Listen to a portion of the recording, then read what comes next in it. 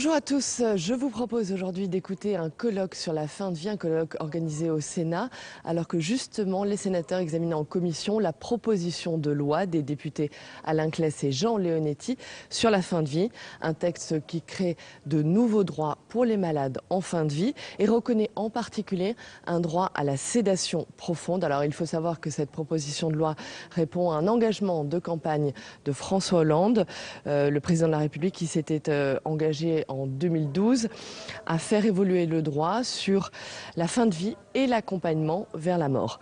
Voilà, donc tout de suite, je vous propose d'écouter la première table ronde de ce colloque. Bien, mesdames, messieurs, le sujet donc de cette première table ronde, c'est la sédation profonde. Et ce sujet constitue le cœur même, finalement, si j'ose dire, à M. Claes et à M. Leonetti, de la proposition qui examine actuellement, la proposition de loi qui examine actuellement à l'Assemblée nationale. Il ne me semble pas qu'un débat sur la fin de vie doive se résumer à la question de la légalisation ou non de l'euthanasie. En revanche, il doit être appréhendé dans son ensemble avec toute l'humanité que nous devons à ce sujet. Justement, pas d'euthanasie ou de suicide assisté, monsieur le professeur Debout vient d'en parler, mais une sédation profonde et continue jusqu'au décès. Telle est la proposition faite en vue d'une révision de la loi Leonetti sur la fin de vie des malades en phase terminale. La sédation palliative ne fait donc pas partie de l'arsenal des moyens d'accélérer la mort. Elle permet de soulager le patient en fin de vie et de l'accompagner en prenant en compte l'ensemble de ses besoins dans l'attente de la mort, mais sans la provoquer délibérément. Elle trace une ligne entre le soin qui accompagne la vie et la mort qu'un soignant, et là je vais donner un sentiment personnel, à mon sens, ne doit pas donner.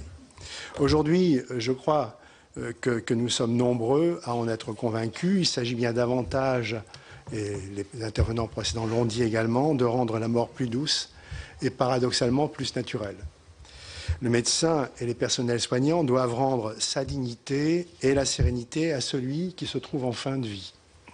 Nous avons un devoir d'humanité, c'est-à-dire que nous devons prendre soin de l'autre, être en harmonie avec lui et avec nous-mêmes, trouver les mots et les gestes qui humanisent ou préservent la dignité de chacun, changer notre regard et surtout le regard que le malade perçoit. Je ne rappellerai pas les évolutions intervenues depuis la loi du 4 mars 2002 relative aux droits du patient. Elle avait, cette loi, reconnu à ces derniers le droit de refuser toute investigation sur leur personne ou toute thérapeutique, alors même que ce refus pourrait mettre en danger leur vie. Quant à la loi du 22 avril 2005 relative aux droits des malades et à la fin de vie, elle réaffirme et renforce ce droit, interdit l'obstination déraisonnable et permet les traitements permettant de soulager la souffrance, mais susceptibles aussi d'abréger la vie. Ces textes ont constitué une réelle avancée, même si, comme l'ont montré les cas de Vincent Imbert ou de Chantal Sébir, ils ne règlent pas toutes les situations. Mais comme le disait Jean Leonetti tout à l'heure, la loi peut-elle d'ailleurs prétendre à y parvenir? L'approche législative comporte nécessairement des limites, surtout lorsque l'on touche à des questions nous renvoyant à nos convictions profondes et à notre approche personnelle de la vie et de la mort. Renoncer à l'acharnement thérapeutique, éviter l'obstination déraisonnable, rompre l'isolement du malade en fin de vie, épargner les désarrois de la famille, éviter la culpabilité des personnels soignants, tels sont les principaux objectifs qui ont été cherchés et qui ont été atteints par le développement de la culture palliative qui confirme l'interdit de tuer, mais replace le malade au centre du dispositif en affirmant son droit à maîtriser sa fin de vie. Nous sommes parvenus, me semble-t-il, à un niveau de maturité et d'exigence qui dépasse les clivages traditionnels et favorise des choix responsables. Les soins palliatifs constituent un tournant dans les rapports entre médecine et fin de vie. La prise en charge des patients mourants fait l'objet d'un nouvel intérêt et s'affirme en tant que domaine spécifique d'expertise. Il est fondamental de former, et ça a été dit aussi, les professionnels de la santé, les bénévoles et le public sur une loi qui tolère un laisser mourir et non une aide à mourir. Au fil des années, les choses ont donc changé et nous pouvons nous féliciter de l'évolution significative de notre législation. Mais peut-elle se poursuivre? Mise en œuvre à la demande du patient, destinée à lui éviter toute souffrance, notion qui ne regroupe sans doute pas totalement celle de la douleur, vous en parlerez certainement, M. Hirsch, et à ne pas prolonger inutilement sa vie, la sédation profonde et continue, qui serait désormais inscrite dans la loi, soulève plusieurs questions. S'accompagne-t-elle de la fin de l'alimentation et de l'hydratation, dont certains contestent qu'elle fasse partie des traitements susceptibles d'être interrompus? Doit-elle être augmentée au fil du temps et selon quels critères? La loi doit-elle prévoir des dispositions pour répondre aux souhaits de ceux qui souhaitent mourir les yeux ouverts et demandent une mort délibérée, immédiate et sans douleur? La sédation profonde apparaît comme une solution d'équilibre pour un sujet particulièrement délicat. On voit qu'elle est contestée tant par ceux pour qui elle s'apparente déjà trop à la volonté d'organiser la mort que par ceux qui n'y voient qu'une autre forme du pouvoir des soignants sur les malades. Pour aider à éclairer ce débat, notre table ronde réunit donc le professeur Emmanuel Hirsch, professeur d'éthique médicale, directeur de l'espace de réflexion éthique de la région Île-de-France, dont les travaux nous avaient été extrêmement précieux au moment de la discussion sur le projet de loi relatif à la bioéthique, monsieur le professeur.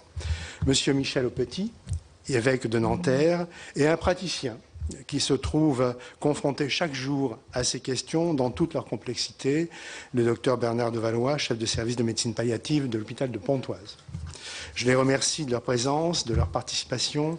Je vais maintenant leur passer la parole parce que c'est surtout eux qui doivent vous transmettre leur message, en leur rappelant qu'après leurs interventions, vers 11h15, 11h20, 11h30, on ne sait plus trop, un temps sera consacré à la salle. Vous pourrez donc poser des questions et à ces trois intervenants et aux deux précédents. J'y tiens beaucoup parce que ce qu'ils avaient dit était aussi extrêmement intéressant. Et comme eux avaient travaillé sans filet, il est normal qu'ils puissent revenir à la tribune tout à l'heure.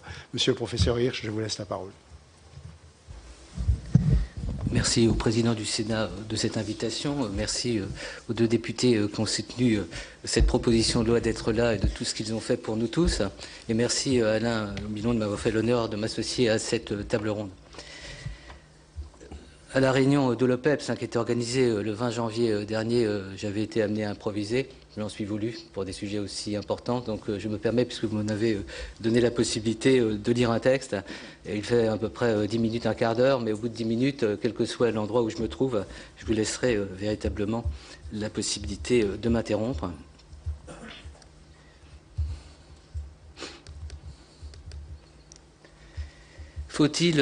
Peut-on aller plus loin dans les cas exceptionnels où l'abstention thérapeutique ne suffit pas à soulager des patients aux prises avec une douleur irréversible et qui appellent un acte médical assumé au terme d'une décision partagée et réfléchie? Poser cette question, c'est ouvrir une perspective qui elle-même entraîne un débat. Ce débat, dont il dit qu'il doit être noble et digne, que le président de la République que je viens de citer a souhaité le 17 juillet 2012, s'achèvera dans quelques jours avec une nouvelle loi relative aux droits des malades et à la fin de vie. Comment respecter la liberté d'une personne dépendante d'une maladie ou d'altération qu'elle ne maîtrise plus? Comment envisager avec elle ou pour elle, lorsqu'elle ne s'exprime plus, les conditions d'une liberté digne d'être encore vécue en société parmi nous, y compris lorsque, dans certaines circonstances extrêmes, respecter la personne consiste à ne plus être préoccupé que de la dignité et du bien-être de ses derniers instants, dans un environnement soucieux d'une présence et d'une attention humaine jusqu'au bout. Il n'est pas du tout certain qu'à elle seule, en dépit de ses qualités, la loi puisse répondre à des enjeux qui, c'est évident, relèvent de notre conscience et de nos responsabilités individuelles. C'est pourquoi j'évoquerai dans mon propos 3 points qui me semblent contribuer à une approche critique de la sédation profonde. D'une part, le mal mourir, puis la souffrance et la sédation, enfin, si j'en ai le temps, la médicalisation jusqu'à son terme du processus de fin de vie. Premier point, le mal mourir. À défaut d'être en capacité, comme certains y prétendaient hier, de changer la mort, voire de la maîtriser, il conviendrait désormais d'intégrer le modèle d'une bonne mort, d'un bien mourir, opposé à cette conception du mal mourir, figure emblématique de l'inacceptable, de l'insupportable, que l'on se contente de fustiger, sans aller plus avant dans l'analyse sociétale de ce qui la déterminerait. Il est en effet plus avantageux d'ériger des symboles que de s'investir au quotidien pour qu'évoluent les mentalités et les pratiques, contestées depuis plus de 30 ans, par ceux qui, pour leur part, assument la responsabilité politique de l'humanité du soin jusqu'au terme de la vie. Plutôt que d'intervenir sur le bien vivre, ce vivre avec revendiqué comme un droit fondamental par les personnes malades et leurs proches, nos responsabilités se sont figées dans la préoccupation de leur assurer un bien mourir. Les règles du vivre ensemble s'étendront demain à l'administration, reconnue comme un droit, d'une sollicitude active dans la mort. Car la fin de vie n'est plus perçue que dans ses expressions les plus extrêmes, comme une souffrance totale estimée incompatible avec une certaine idée des droits de la personne, pour ne pas dire des droits de l'homme. Après avoir asséné comme une vérité l'inapplicabilité de la loi du 22 avril 2005 relative aux droits des malades et à la fin de vie, le mal mourir s'est imposé comme une évidence scandaleuse, justifiant sans plus attendre l'intervention du législateur.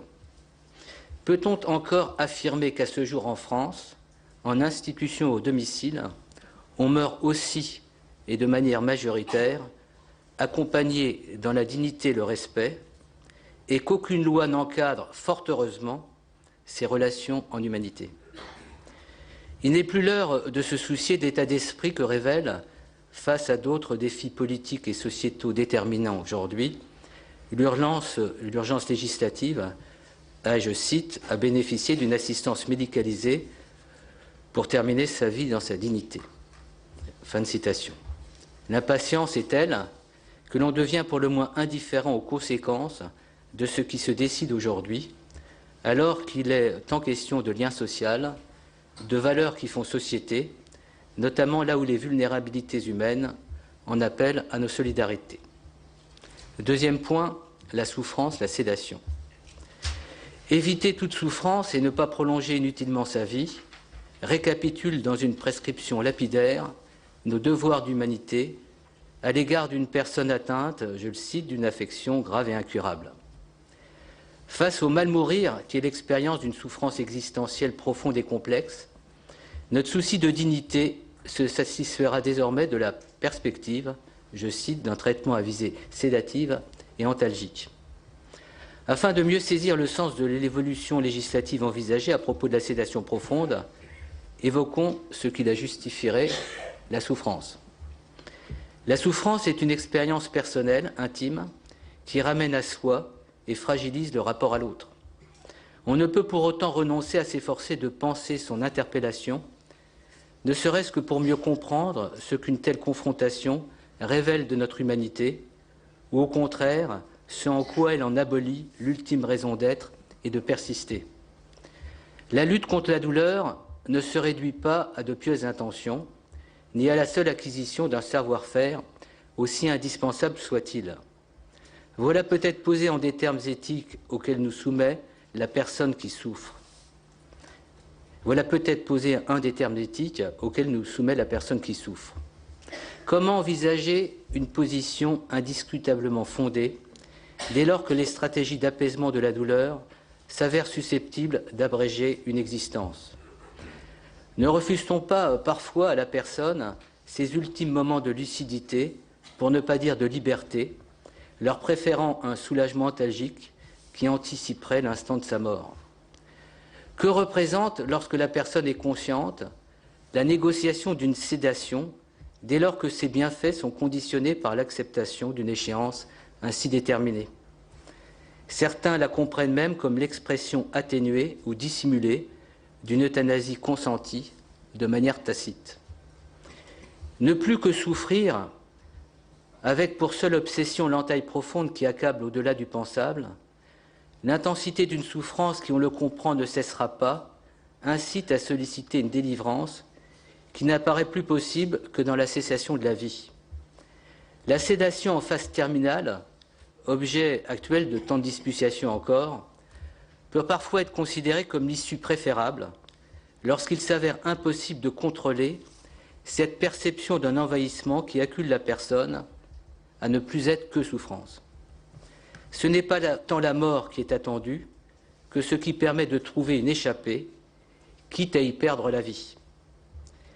L'insupportable de la maladie grave ne peut être limité à l'annonce des incertitudes qui ébranlent une existence et semblent rendre plus évidente, voire imminente, l'échéance de la mort. La peur de la solitude, du rejet, de l'incommunicabilité, de la perte de dignité évoquée précédemment parvient à un niveau extrême lorsque la personne est comme enfermée dans sa souffrance. Le cumul de douleurs exacerbées au point d'en être indistinctes ramène à l'insurmontable sentiment de déchéance et précipite la rupture des derniers liens qui rattachent encore à la vie. Il s'agit déjà du défi majeur, dès lors que l'on ne peut plus que pratiquer une sédation, c'est-à-dire l'administration d'une dose d'antalgique qui contribue à un apaisement artificiel, équivalent parfois à l'ultime démarche d'un soin d'accompagnement jusqu'à la mort. Une certaine interprétation du principe de précaution tend aujourd'hui à l'appliquer aux conséquences possibles d'une souffrance qui ne bénéficierait pas d'une sédation appropriée. Ainsi comprise, la précaution est l'outil d'une vigilance ou d'une bienveillance sociale qui, à titre préventif, inciterait à privilégier cette approche préférable au pire. En toute neutralité, en quelque sorte. Il vaudrait mieux éviter, par exemple, un suicide dramatique qu'une sédation terminale. Les situations dites de dépendance et celles dont n'émerge plus que la souffrance se confondent dès lors qu'elles affectent l'autonomie de la personne.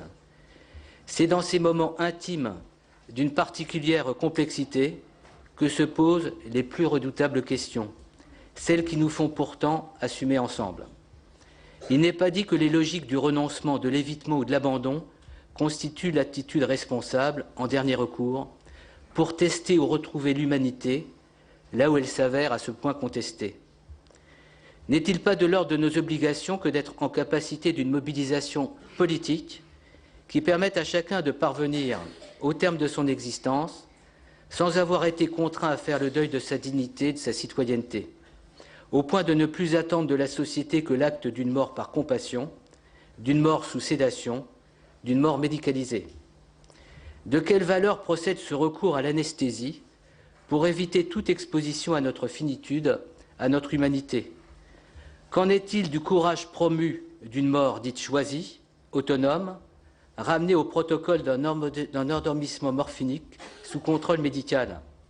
Qu'en est-il d'une mort dans la dignité, invoquée comme ultime liberté par ceux qui en délèguent l'office à une procédure administrative et un acte médical? Est-ce qu'il me reste 3 minutes pour la fin? Troisième point, la médicalisation jusqu'à son terme du processus de fin de vie. À la suite d'une curieuse construction qui, dans les années 80, contestait la démesure du pouvoir médical et le scandale de l'acharnement thérapeutique ou de l'obstination déraisonnable, c'est à l'arbitrage médical que l'on s'en remettra demain plus encore pour abréger une existence considérée indigne d'être poursuivie. Certes, afin de sauver les apparences, on minettra pour la bonne forme la rédaction de directives anticipées opposables, voire un processus décisionnel collégial en certaines circonstances. Et le terme de sédation, qui dénommera le protocole médical ayant pour fin la mort d'une personne, ne sera être attaché à l'acte d'euthanasie, tant les manipulations sémantiques permettent de préserver les apparences. La sédation serait ainsi profonde ou terminale, pour ne jamais dire euthanasique. En fait, ces mêmes médecins que l'on contestait avec une telle véhémence hier dans leurs arbitraires et leur manque d'humanité vont se voir confier l'exécution d'un dispositif élaboré avec la minutie d'un acte notarial et à la demande, nous dit-on, de 96% des Français. Cette délivrance de la vie ainsi déléguée par nos politiques à la compétence médicale semblerait aujourd'hui la solution qui s'impose, plus efficace en fait que l'exigence de respect et de solitude témoignée à la personne et à ses proches dans le cadre d'un accompagnement vrai. S'en satisfaire comme d'une conquête de la liberté et d'une avancée démocratique, c'est renoncer à considérer notre présence et notre attention auprès de celui qui va mourir comme l'ultime expression de la réelle solidarité qu'il attend de notre part. À quelle obstination déraisonnable tient la réduction de la phase ultime de nos débats sur la fin de vie aux détails de l'administration d'une mort médicalisée, là où certainement ce qui importe serait de penser ensemble, en société, comment nous mobiliser pour rendre possible une mort socialisée. Notre fonction sera peut-être désormais d'accompagner auprès des professionnels, je parle du point de vue de notre approche éthique, la mise en œuvre sur le terrain du soin d'une approche différente des circonstances qui relèveront de la nouvelle législation relative à la fin de vie. Je pense notamment aux soignants qui seront en situation de pratiquer la sédation profonde en application des protocoles qui s'imposeront à eux. Peut-on affirmer que c'est ainsi que nous parviendrons à trouver de la sérénité face à ce que nous savons plus évoquer ensemble qu'en des termes médicaux et juridiques? Pour conclure, convenons d'une part que s'il est un droit, c'est celui d'être reconnu dans la dignité de son existence jusqu'au terme de sa vie. Et d'un point de vue politique, il impose des choix et des dispositifs aujourd'hui carentiels. La souffrance existentielle est renforcée par le sentiment d'inutilité sociale, d'invisibilité, le cumul de négligence et d'indifférence équivalente à la sensation d'abandon, voire de mort sociale. C'est ajouter de la souffrance à la souffrance elle-même que de ne la considérer que dans ce qui en serait que l'expression pathologique, n'appelant dès lors qu'une réponse biomédicale dont l'indication extrême serait la sédation à la demande de la personne. Il n'est pas sans objet de tenter de comprendre ce que révèle de nos valeurs sociales cet ultime témoignage de notre considération à l'autre, ainsi assisté dans l'exercice de son droit à quitter la vie sous sédation. De quelle idée de la solidarité et de la fraternité procède cette expression de notre sollicitude? On le comprend bien, il ne saurait être question de s'ériger en moraliste et de nous départir d'un sens des responsabilités au regard de ces circonstances du long mourir ou de l'existence ramenée au parcours incertain d'une maladie chronique ou évolutive qui semble imposer ses règles. Mais nous satisfaire sans autres approfondissements de réponses convenues, c'est ignorer le vécu au quotidien de personnes malades ou affectées de handicap profond. Elles veulent tout d'abord être reconnues dans le droit de vivre avec, plutôt qu'en de celui de bénéficier d'une compassion sédative, là où leurs aspirations en appellent tout autant à une réponse politique qu'à un juste soin. Elles craignent aussi, et j'en termine là-dessus, sur ce qu'un modèle du bien mourir pourrait avoir de péjoratif sur leurs aspirations à bénéficier en toute justice des capacités d'existence qui atténuent leur dépendance, voire l'incidence de normes sur certaines prises de décision, ne serait-ce que dans le cadre de limitation ou d'arrêt de thérapeutique active. Il convient de manière anticipatrice de se demander quelle pratique incarnera l'exemplarité et la norme demain, et dès lors ce qu'il en sera de notre capacité de s'y refuser ou non. L'idéologie du bien mourir imposera demain des normes, un bien faire qui vise l'abolition de toute exigence de questionnement, la délivrance des tourments existentiels comme des souffrances, et proposeront le cérémonial apaisé d'un dispositif encadré par la loi. Est-ce ainsi que s'entend la vie démocratique en termes d'humanité, de dignité et de responsabilité? Il n'est pas certain que cette nouvelle législation de la mort choisie, voire revendiquée, n'ajoute à nos vulnérabilités sociales des souffrances inapaisables. Merci de votre attention.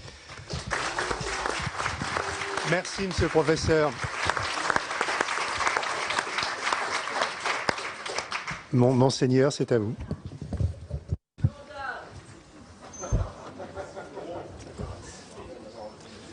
Eh bien, merci de me donner la parole. Je suis ici sans doute au titre du fait que j'appartienne à la petite commission qui a été demandée par la Conférence des évêques de France pour réfléchir sur ces sujets de fin de vie sous l'autorité de Monseigneur Dornelas, archevêque de Rennes. Donc nous nous sommes entourés dans notre équipe évidemment de chefs de service de soins palliatifs, de formateurs aussi de soins palliatifs, également de juristes, puisqu'il est important le langage employé est toujours important. Et nous allons produire un petit livre justement pour apporter notre contribution. La question, c'est justement quelle proposition peut-on faire? Comment nous associer à la réflexion qui aujourd'hui est une réflexion sociétale qui est importante, auquel tous les citoyens sont appelés. Et donc l'Église, à ce titre, est appelée aussi à la réflexion. Et voilà pourquoi sans doute je suis là. Dans un premier temps, je voudrais me réjouir. Me réjouir tout d'abord parce que la conversation que nous avons aujourd'hui aurait été impossible il y a 40 ans. Pour avoir fréquenté les hôpitaux dans les années 70, puisqu'avant de rentrer au séminaire, j'étais médecin, eh bien, je peux vous dire qu'on ne s'occupait pas du tout des soins palliatifs et ce n'était pas du tout la culture palliative. Je me rappelle qu'on guérissait des maladies à l'époque. Et quand un patient avait le malheur de se trouver hors du champ de la guérison, eh bien, on peut dire, et je me rappelle très bien de cas très précis et multiples, qu'on le laissait un peu dans l'état où il était, sans s'occuper de lui autrement que par des soins minimaux.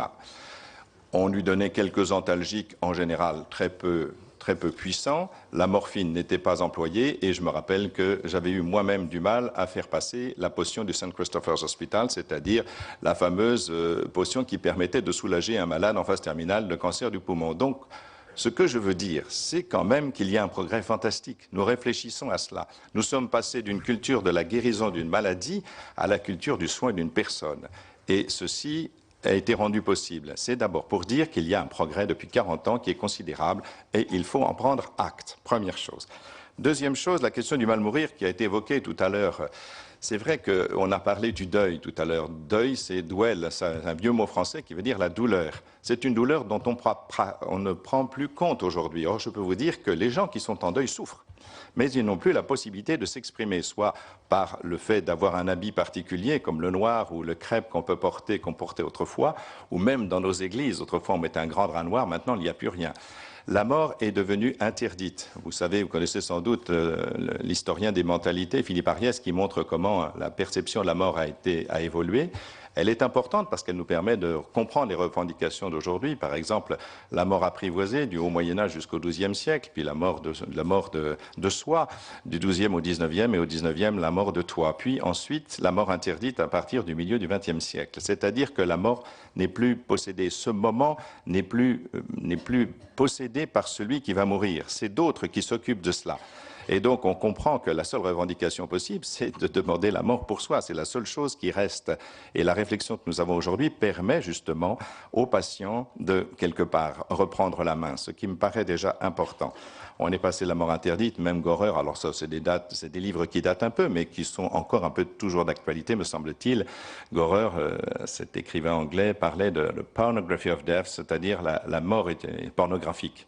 C'est-à-dire qu'on est passé du tabou sexuel au tabou de la mort. La mort est interdite. Alors maintenant, revenons au problème de la sédation, puisque c'est sur cela qu'on me demande d'intervenir.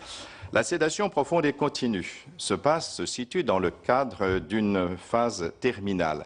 Vous savez qu'avant la proposition de loi, et que la proposition de loi justement ne reprend pas ces termes, et la distinction de ces termes entre une sédation en phase terminale, c'est-à-dire une sédation qui est donnée au moment effectivement où la personne va mourir, ou est sur le point de mourir, et enfin est en fin de vie tout simplement, et la sédation terminale qui voudrait dire qu'on donne une sédation jusqu'à faire mourir le patient, qui est là un acte quasiment euthanasique. Donc on voit bien la différence qu'il y a entre les deux, et cette proposition n'est pas reprise, mais nous avons été vigilants justement pour bien distinguer les deux choses. Si je reprends l'intitulé de la phrase de la loi, c'est concernant la sédation terminale dont la visée est de soulager le patient et dont les effets secondaires pourraient être d'accélérer la mort. Si je prends la phrase, mettre en place, je cite, mettre en place l'ensemble des traitements antalgiques et sédatifs pour répondre à la souffrance réfractaire en phase avancée ou terminale, même s'ils peuvent avoir comme effet d'abréger la vie. Alors il y a une discussion, je sais, qui a lieu en ce moment, qui a eu lieu, qui va continuer d'avoir lieu. Est-ce que effectivement le fait d'accélérer la mort du patient est un effet secondaire ou est-ce que c'est un effet voulu ? C'est important parce que, vous savez, quand on fait une loi, tous les termes de la loi sont importants parce qu'elles sont interprétées par le juriste.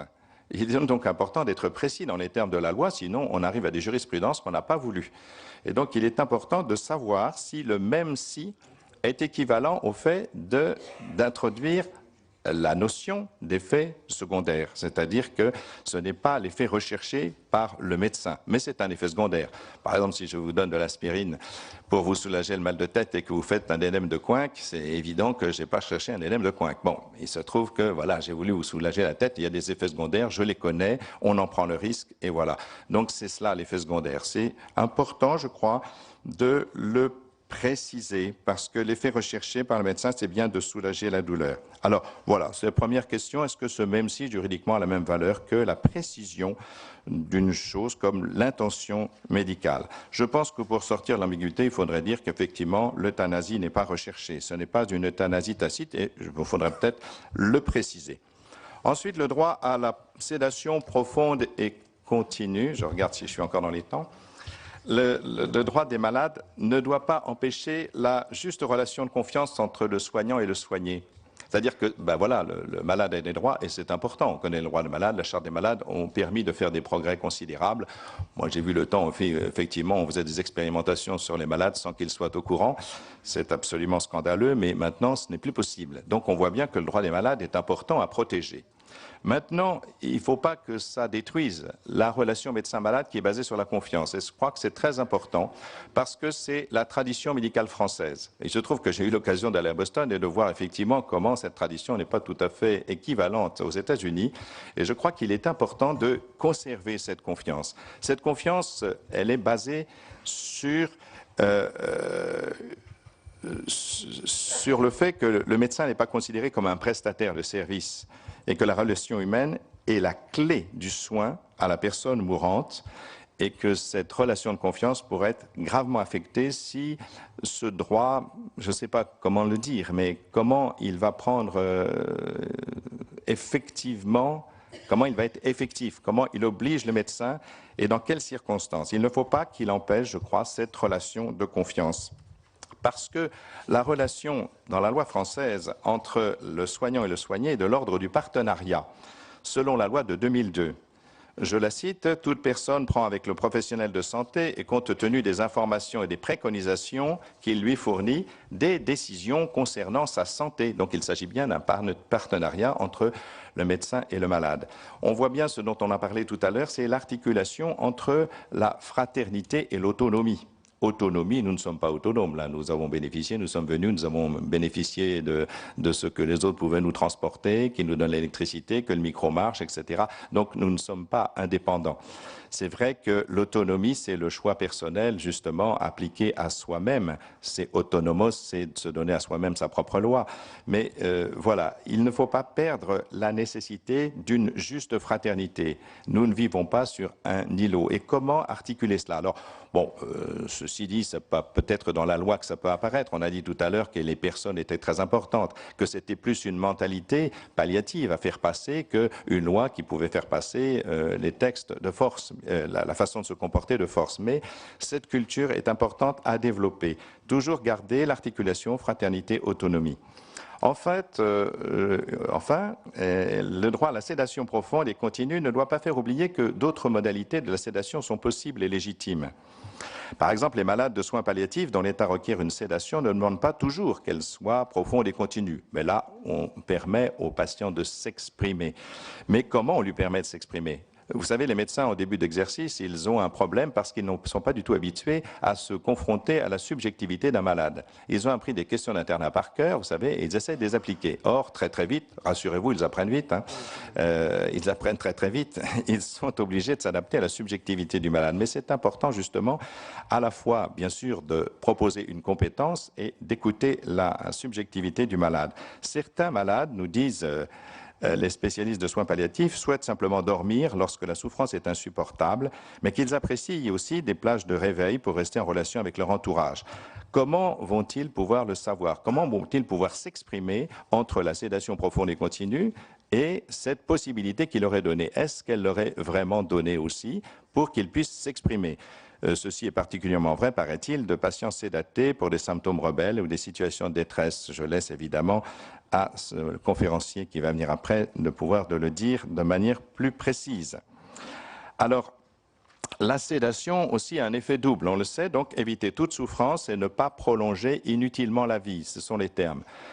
prolonger inutilement la vie. C'est la question, c'est celle qu'on vient de soulever à l'instant, qu'on a soulevée tout à l'heure. C'est quoi inutile? C'est quoi inutilement la vie? La question se pose sur l'expression inutile. Quels sont les critères d'inutilité? Voyez, sur quoi se fonder? Mais dans la proposition de loi, il n'en est rien dit. Alors, je sais bien qu'on ne peut pas parler effectivement dans une loi de la subjectivité du patient, la manière dont il se sent inutile, mais la question doit être approfondie pour que nous puissions réfléchir ensemble à montrer que toute vie n'est pas inutile. On a parlé de vie digne jusqu'au bout et que ce qui n'était pas digne, c'était les conditions de cette vie. Enfin, je voudrais parler de ne pas oublier les recommandations qui avaient été rédigées en 2009 par la Société française d'accompagnement et de soins palliatifs, qui étaient validées par la Haute Autorité de la Santé, relative à la sédation pour détresse en phase terminale. Il y avait dans cette proposition, peut-être faudrait-il le reprendre et l'approfondir, la prise de décision collégiale, qui m'apparaît toujours importante, parce qu'il ne peut pas laisser justement un seul homme porter un poids pareil de décision. Les indications sont codifiées, il y a le risque vital immédiat, comme l'hémorragie cataclysmique ou la détresse respiratoire aiguë, ou les symptômes réfractaires. Évidemment, ce ne sont pas exactement les mêmes cas. Il y a aussi le cas le plus difficile, ce qu'on vient d'aborder il n'y a pas longtemps, là juste à l'instant, détresse psychologique existentielle. Alors ça, c'est quoi? Et en interrogeant beaucoup de responsables de soins palliatifs, il semble que dans ces cas-là, justement, comme on a dit, c'est la sédation transitoire et non continue qui serait la plus adaptée, sinon effectivement, on désespère de toute possibilité d'aider ce patient à se reprendre et à retrouver le goût de la vie ou le sens de son existence. Enfin, les médicaments utilisés, vous le savez, c'est la plupart du temps le midazolam, plus connu sous le nom d'Hypnovel. Et si on utilise ce médicament, et seulement ce médicament qui est utilisé dans la plupart des cas, eh bien, la sédation ne précipite pas la mort si les bonnes recommandations de bonnes pratiques sont respectées. Donc, il n'y a pas toujours. Alors, on peut augmenter les doses, etc. Enfin, donc, pour conclure ma petite intervention, je crois que continuer la réflexion, c'est s'engager réellement pour le développement des soins palliatifs. On a vu le progrès qui a été réalisé depuis 40 ans de manière considérable, et je pense qu'il faudrait aussi un nouveau plan national, puisque le dernier s'est achevé en 2012. Enfin, il faudrait aussi un engagement net de refuser toute forme d'euthanasie, puisque c'est la question du double effet et de ce dont j'ai parlé à propos de la sédation continue. Enfin, il faut faire attention, je crois, à la singularité de chaque situation. On ne peut pas mettre tout le monde dans le même sac, on l'a vu justement pour cette sédation continue, et en fonction des cas cliniques, il peut y avoir des attitudes différentes. Et je pense que c'est important de garder cette singularité. Il y avait la question aussi lancinante de l'hydratation et de l'alimentation par voie artificielle. Alors je sais que le débat se porte entre est-ce un soin ou est-ce un traitement? Mais je pense que le plus important, c'est d'abord de considérer ce qui est bénéfique pour le patient, c'est-à-dire le principe de proportionnalité. Il est vrai que si j'hydrate un malade qui a une insuffisance cardiaque gauche, je vais lui provoquer un OAP, je vais le faire mourir. Donc l'hydratation, ce n'est pas une bonne chose. Encore une fois, voyez-vous, c'est la question, qu'est-ce qui est bon pour ce malade? Alors voilà, il y a une réflexion, voyez, la systématisation est toujours dangereuse. Et il y a toujours une souplesse parce que les cas sont différents et je pense qu'il faut un peu tenir compte aussi de ces différents cas. Enfin, je crois que la sédation, ça y est, j'ai vraiment fini, à force de dire enfin, je vais y arriver, rassurez-vous. Ça vient, ça vient. Je vois bien que vous étiez inquiet, c'est pour ça, je ne voulais pas que vous auriez été sédaté sans médicaments, donc ça arrive hein, qu'on s'endorme. Bon. La sédation généralisée. Donc, bien sûr, là, ce qui est proposé dans la loi, ce sont des cas extrêmement précis et répertoriés. Mais pour être encore en rapport avec des internes en médecine, eh bien, ils me disent que la sédation se généralise. Moi-même, j'ai vu ma maman hospitalisée dans un hôpital de province être sédatée jusqu'à la mort alors qu'elle était rentrée pour une pneumonie. Je n'ai pas pu parler avec elle jusqu'à la fin de ses jours, pendant 15 jours. Je n'ai pas de compte à régler personnel. Mais je dis que là, je vois bien que le risque, c'est dans l'état d'esprit, encore une fois, pas dans la loi, mais dans l'état d'esprit des médecins, d'introduire la notion de sédation. C'est normal de sédater tout le monde. Par exemple, il y a une étude en 2007 qui est parue aux Pays-Bas et qui montrait que sur les 140 000 décès des Pays-Bas, la moitié était due à une intervention médicale par sédation palliative. Donc voilà, ce que je ne voudrais pas, c'est que la sédation soit maintenant généralisée. C'est une façon effectivement propre, quand on n'a pas beaucoup de personnel, d'être un peu tranquille. Alors évidemment, je ne veux accuser personne, mais je dis qu'il faut faire attention, attention, parce que les cas sont assez nombreux et voilà. Donc je vous remercie de votre attention.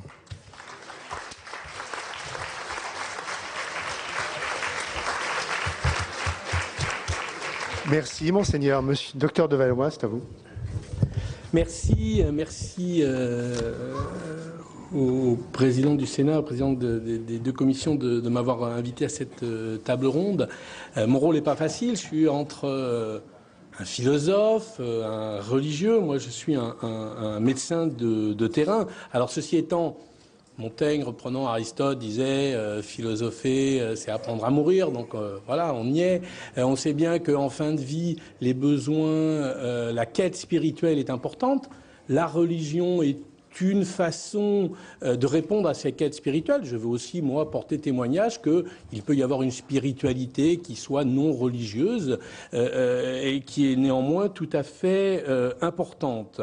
Moi, je suis anesthésiste de base, de formation, donc quand on parle des techniques d'anesthésie, disons que ça me parle un petit peu, donc voilà peut-être une des raisons pour lesquelles j'ai pas mal travaillé. On m'a demandé ce soir de cet après-midi, fin de matinée, de venir. Non, parce que je suis en train de me projeter, je devais à Dijon cet après-midi, je suis en train d'annuler, enfin bon, voilà.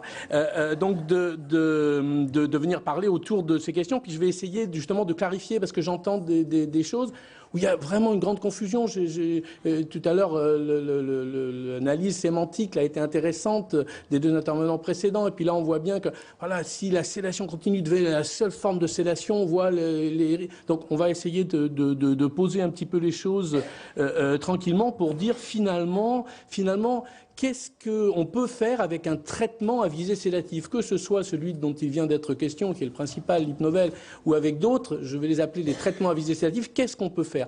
On peut faire plein de choses. Il n'y a pas une sédation, il y a différentes intentions possibles dans l'utilisation de traitements à visée sédative.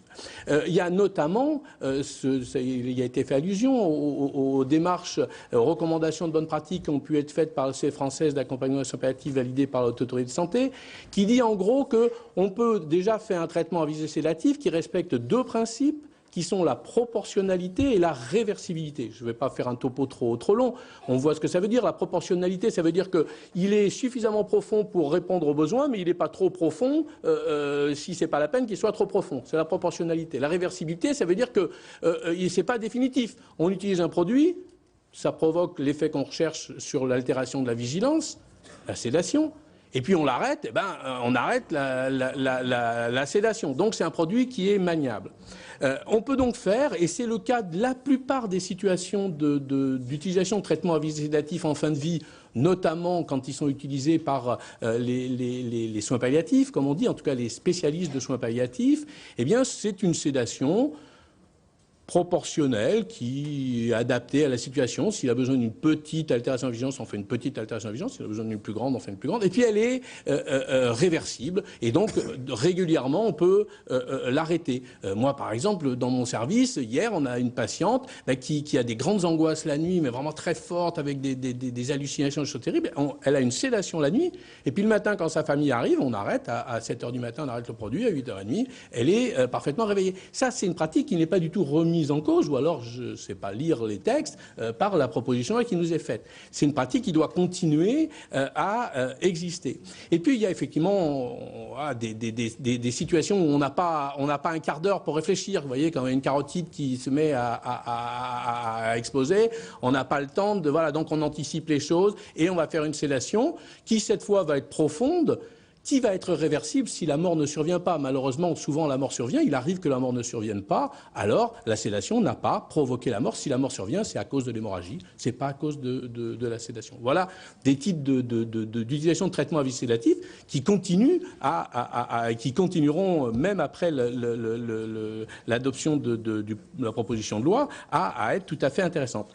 Et puis, il y a ce qui est déjà pratiqué, ce que nous pratiquons, en tout cas moi, ce que je pratique depuis au moins une dizaine d'années, qui n'était pas du tout interdit par la loi, qui était permis notamment à travers l'article 2 de la loi de 2005, dit à tort, je n'ai pas le temps de développer sur le double effet, parce que c'est un peu plus compliqué que ça, le double effet, mais bon, qui nous permet parfaitement de faire une sédation profonde et continue jusqu'à ce que le décès survienne. Pour vous donner un ordre d'idée, on vient de regarder un petit peu dans le service ce que ça représentait. Nous, on ne gère que des situations de mort complexes. Ce n'est pas du tout représentatif de l'ensemble des situations de mort. Par définition, quand on vient dans une situation palliative, c'est que c'est particulièrement compliqué. Nous, ça représente moins entre 5 et 10% des décès qui, effectivement, s'accompagnent d'une décision qui est une décision bien réfléchie, collégiale, très anticipée, dans toute la mesure du possible anticipée avec le patient, où, effectivement, on a une situation où on utilise un traitement à visée sédatif qui va entraîner une sédation profonde et où on ne va pas réveiller le patient. Parce qu'à un moment, ce dogme de la réversibilité que j'évoquais pose problème. Moi, je m'en suis aperçu il y a déjà une quinzaine d'années, je me rappelle très bien, une patiente pour qui on nous avait dit il faut faire la réversibilité, mais ok, on a réveillé cette patiente. Et on l'a réveillée 2 fois, 3 fois, et elle était toujours aussi mal. Et là, sa sœur m'a dit, mais enfin, écoutez, arrêtez de la réveiller, ça ne sert à rien. Donc, effectivement, c'est là où moi j'ai pris conscience que dans certains cas, chaque cas est individuel. Dans certains cas, eh bien, il faut aller au-delà des réversibilités et effectivement assurer une sédation profonde et continue jusqu'à ce que le décès survienne. Donc aujourd'hui, moi, quand je lis la proposition de loi, je ne vois pas ce qui peut poser problème. L'intentionnalité, elle est claire. Il est dit clairement que c'est pour soulager un patient qu'il n'est pas possible de soulager autrement. Donc la question de l'intentionnalité, on ne peut plus clair. Il ne s'agit pas, et ça c'est un des risques possibles, il ne s'agit pas d'une sédation euthanasique, comme on y faisait allusion à l'instant sur la publication qui parle de ce qui se fait en Hollande. En Hollande, pour échapper à la complexité des déclarations d'euthanasie, puisque dans ce pays c'est légal, effectivement un certain nombre de médecins pratiquaient en fait une sédation qui était juste une sédation euthanasique, c'est-à-dire le moyen de provoquer la mort du patient. Là, il n'en est pas question, et là les choses elles sont vraiment très claires dans la proposition de loi de messieurs Claes et Leonetti telle qu'elle est rédigée. Pour moi, il n'y a aucune ambiguïté sur l'intentionnalité qui est de soulager toujours, de ne pas tuer, jamais. Pour le coup, il n'y a pas de problème. L'encadrement, encore une fois, il est clair, c'est un pronostic réservé à court terme. Ce n'est pas quelqu'un qui vient et qui dit « s'il vous plaît, docteur, endormez-moi », qui serait une façon à ce moment-là d'avoir une sédation comme mode de suicide médicalement assisté. Ce n'est pas le sujet. Là, c'est vraiment quelqu'un pour qui le pronostic est réservé à très court terme, quelques jours, pour qui la souffrance ou les autres symptômes, on n'a pas réussi, malgré toutes nos techniques, à les soulager. C'est quelqu'un qui a dit « je suis d'accord pour avoir cette sédation profonde et continue jusqu'à ce que le décès survienne ». Et in fine, c'est ce qui est écrit dans la proposition de loi. Il y a une procédure collégiale qui décide que ces 3 conditions que je viens d'expliciter sont bien vérifiées. C'est-à-dire que ce n'est pas un docteur tout seul dans son coin qui dit « allez hop, on l'endort jusqu'à ce qu'il soit mort ». Donc il y a une vraie publicité au sens kantien du terme qui est faite autour de ça. Ce n'est pas une décision clandestine, c'est une décision qui est tracée. Donc à mon sens, on va vraiment tout à fait dans le bon sens. Et il est tout à fait important que ceux qui ne voudront pas, et leur position sera respectable, à avoir cette sédation profonde et continue jusqu'à ce que le décès survienne, pourront l'exprimer dans des directives anticipées, par exemple. Et ça, c'est extrêmement important que la position de chacun soit respectée. Et c'est en ça que cette proposition, ce qui sera, j'espère, la loi de 2015, et peut-être même d'avril 2015, est un vrai progrès pour le droit des patients.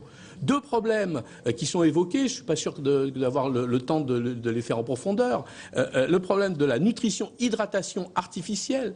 J'insiste beaucoup sur le terme de nutrition-hydratation artificielle. Il ne s'agit pas d'une alimentation. Par définition, les gens ne peuvent pas manger, là. D'accord. Donc la question, c'est de leur faire une nutrition-hydratation artificielle. Et donc, sans aucun doute, et moi ça fait une dizaine d'années au moins que je travaille et que je publie sur cette question, la nutrition-hydratation artificielle est une des mesures de maintien artificiel en vie. c'est pas un critère c'est pas un jugement de valeur. Je suis anesthésiste réanimateur, je l'ai longtemps pratiqué, et la nutrition hydratation artificielle est très importante pour maintenir en vie, comme le respirateur, comme la dialyse, comme etc.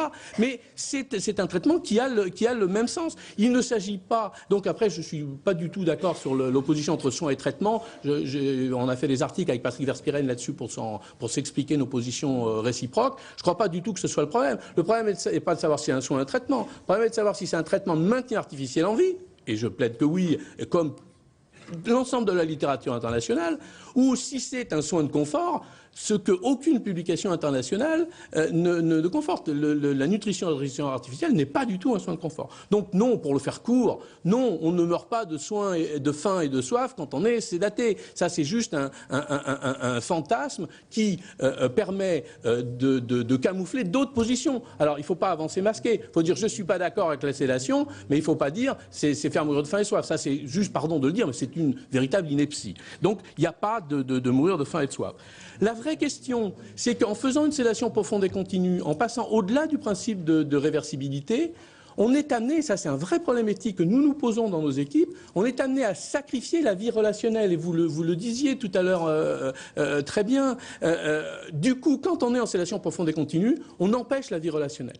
Et donc, notre problématique en soins palliatifs, c'est de tout faire pour maintenir la vie relationnelle. Mais lorsque la souffrance, lorsque les symptômes font que de toute façon, il n'y a plus de vie relationnelle, eh bien oui, nous acceptons de supprimer la conscience avec grand regret, mais parce que c'est la seule façon de faire de manière bien traitante.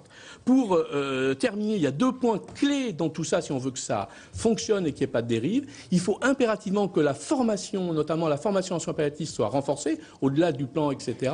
Vincent Morel, qui est ici, le président de la SFAP, se bat avec nous tous pour que la discipline universitaire de soins palliatifs soit reconnu. Bien sûr que les soins palliatifs, c'est quelque chose de transversal, mais pour pouvoir amener cette transversabilité, que ce soit transversal, hein, ok. Eh bien, il faut qu'il y ait des gens dont c'est la spécialité et qu'il y ait une formation universitaire spécifique. Ne pas accepter, comme ça semble être le cas aujourd'hui, qu'il y ait une formation universitaire spécifique sur les soins palliatifs, c'est aller vers une dilution et vers empêcher la démarche palliative d'irriguer l'ensemble de la médecine. Ça, c'est vraiment un problème important. Deuxième problème auquel moi je suis très très attaché, mais vous aussi, je le sais, notamment messieurs les parlementaires, sénateurs ou députés, c'est la notion d'évaluation des politiques publiques. Aujourd'hui, on a des intentions. Pour moi, ces intentions du législateur, je les partage. Par contre, il faut que nous puissions vérifier, et pas dans 10 ans, que nous puissions vérifier au chemin faisant, comme on dit en termes d'évaluation de politique publique, une évaluation concomitante, au moins tous les ans, qu'on se dote d'outils, de tableaux de bord, d'organes d'évaluation. On ne peut pas s'évaluer soi-même, ça ne peut pas être les médecins de soins palliatifs qui s'évaluent. Hein. Donc, il est très important de mettre en place une politique d'évaluation. Si la Belgique l'avait fait, eh bien, le constat des dérives que nous faisons aujourd'hui, s'ils avaient fait l'évaluation chemin faisant, il ne serait pas ce qu'on constate aujourd'hui avec des pratiques tout à fait dramatiques en termes de dérives. Donc, si nous ne voulons pas de dérives en France, mettons en place une évaluation des politiques publiques. Pour finir, je voudrais rappeler que cette citation du Dalai Lama qui prête à Léonard de Vinci, alors on prête corrige, je ne l'ai pas vérifié, en tout cas pour moi, qui est une façon de conduire ma vie quotidienne, c'est de dire que penser est facile. Agir est difficile, mais agir selon sa pensée est ce qu'il y a de plus difficile au monde. Merci de votre attention. Merci.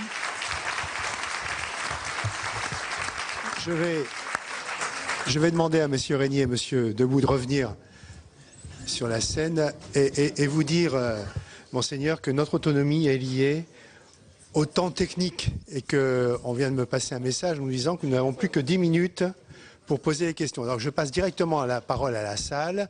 On passera 2 ou 3 questions maximum. Si vous voulez bien passer le micro, on va commencer par le fond et revenir par ici. Bonjour à tous. C'était une question qui était destinée notamment au dernier intervenant, le docteur de Valois. En fait, d'après ce que j'ai pu saisir de ce que vous avez dit, la sédation profonde existe déjà dans les services médicaux. Étant donné donc cet état de fait, la proposition de loi nouvelle n'apporterait donc rien Ou est-ce que plus sûrement, parce que j'imagine bien qu'il y a eu de grandes concertations et de nombreuses concertations, est-ce qu'elle viserait alors, cette nouvelle loi, à généraliser et officialiser cette sédation profonde qui existe donc déjà ? Alors, juste très rapidement, elle existe dans certains services, elle n'existe pas partout, très loin. Et il y a encore beaucoup de gens, je ne sais plus lequel d'entre nous le disait, avec, je ne sais pas si c'était M. Kless ou M. Leonetti, qui disait qu'il y a encore des gens, pardon de dire les choses, mais qui meurent en faisant la carpe. Voilà. Donc, c'est M. Leonetti. Voilà. Ça, donc malheureusement, ces pratiques, lorsqu'elles sont nécessaires et dans un petit nombre de cas, elles sont nécessaires, ne sont pas encore suffisamment faites. C'est pour ça que la loi, elle sert déjà à reconnaître non pas donc un droit à la sédation. Pour moi, c'est un terme qui est ambigu, droit à la sédation. Droit à la sédation, ça veut dire que j'ai un malade qui peut venir et qui me dit allez-y, docteur, faites-moi une sédation. Mais le droit à recevoir une sédation quand son état le nécessite. Et que je trouve scandaleux, c'est un combat quotidien qui me fait mal à mes coronaires, de voir qu'effectivement, aujourd'hui, un certain nombre de mes collègues, par crainte, par peur, par ignorance ou je ne sais quoi, ne pratiquent pas une sédation profonde et continue alors qu'il y en a besoin. Et voir un patient mourir dans ces conditions horribles, pour moi, c'est pas possible. Alors donc nous, on le fait pas. Mais je sais que c'est encore fait. Donc, le fait de l'écrire dans la loi et de l'encadrer, parce qu'encore une fois, aujourd'hui, ces pratiques, elles sont possibles, mais la sédation euthanasique, elle est tout aussi quelque part possible. Moi, c'est une de mes craintes, j'avais écrit au moment, en 2004, un peu avant l'adoption de la loi de 2005, en disant, mais l'article 2 sur le double effet pourrait tout à fait laisser passer des pratiques qui seraient des pratiques euthanasiques. Donc, je crois vraiment qu'il est très important que la loi encadre des pratiques, mais elle les encadre, elle ne les borne pas, au sens d'être bornée, et elle nous laisse absolument toute l'importance de la réflexion éthique, et nous devons le développer non pas seulement dans les happy few que sont les unités de soins palliatifs, mais qu'elles soient partout. Partout. Et ça, c'est le boulot de la loi. Et moi, encore une fois, je trouve qu'on va vraiment dans le bon sens. Une autre question, monsieur, là-bas ? Oui, Daniel Carré, je voudrais là interpeller, en fait, les gens qui ont organisé le colloque. Je représente, en fait, ici une association qui est la DMD. Je suis également membre de la commission consultative des droits de l'homme. Je parle, en fait, de ceux qui, en tant que citoyens, effectivement, considèrent que demander d'être aidé à mourir, certes, c'est une transgression par rapport aux valeurs actuelles, mais c'est une transgression que les conditions de vie qui sont imposées aujourd'hui par, je dirais, le système de santé en général, conduisent inéluctablement à accepter. Et je pense que ce débat a quand même un côté très provincial quand on voit l'importance du débat justement sur ce choix, qui est un choix personnel, un choix citoyen, un choix réfléchi, un choix répété de ceux qui ne peuvent plus continuer à vivre dans les conditions dans lesquelles ils sont.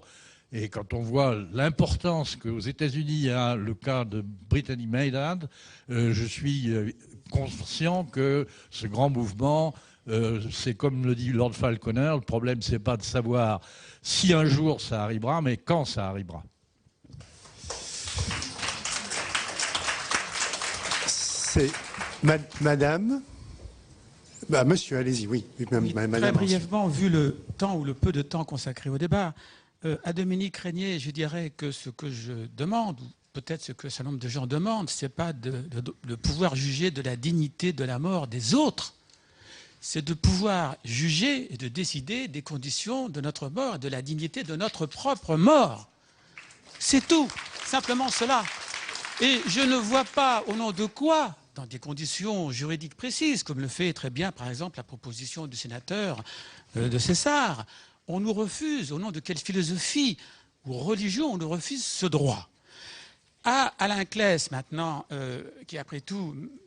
Monsieur le député, chers camarades, qui me représentez, ou qui, j'espère, je voudrais que vous me représentiez, je voudrais dire que quand vous dites que s'il y a 95% des gens qui souhaitent le suicide assisté, c'est en fait 95% de personnes qui ont peur de souffrir, je trouve que, intellectuellement, c'est un peu pervers.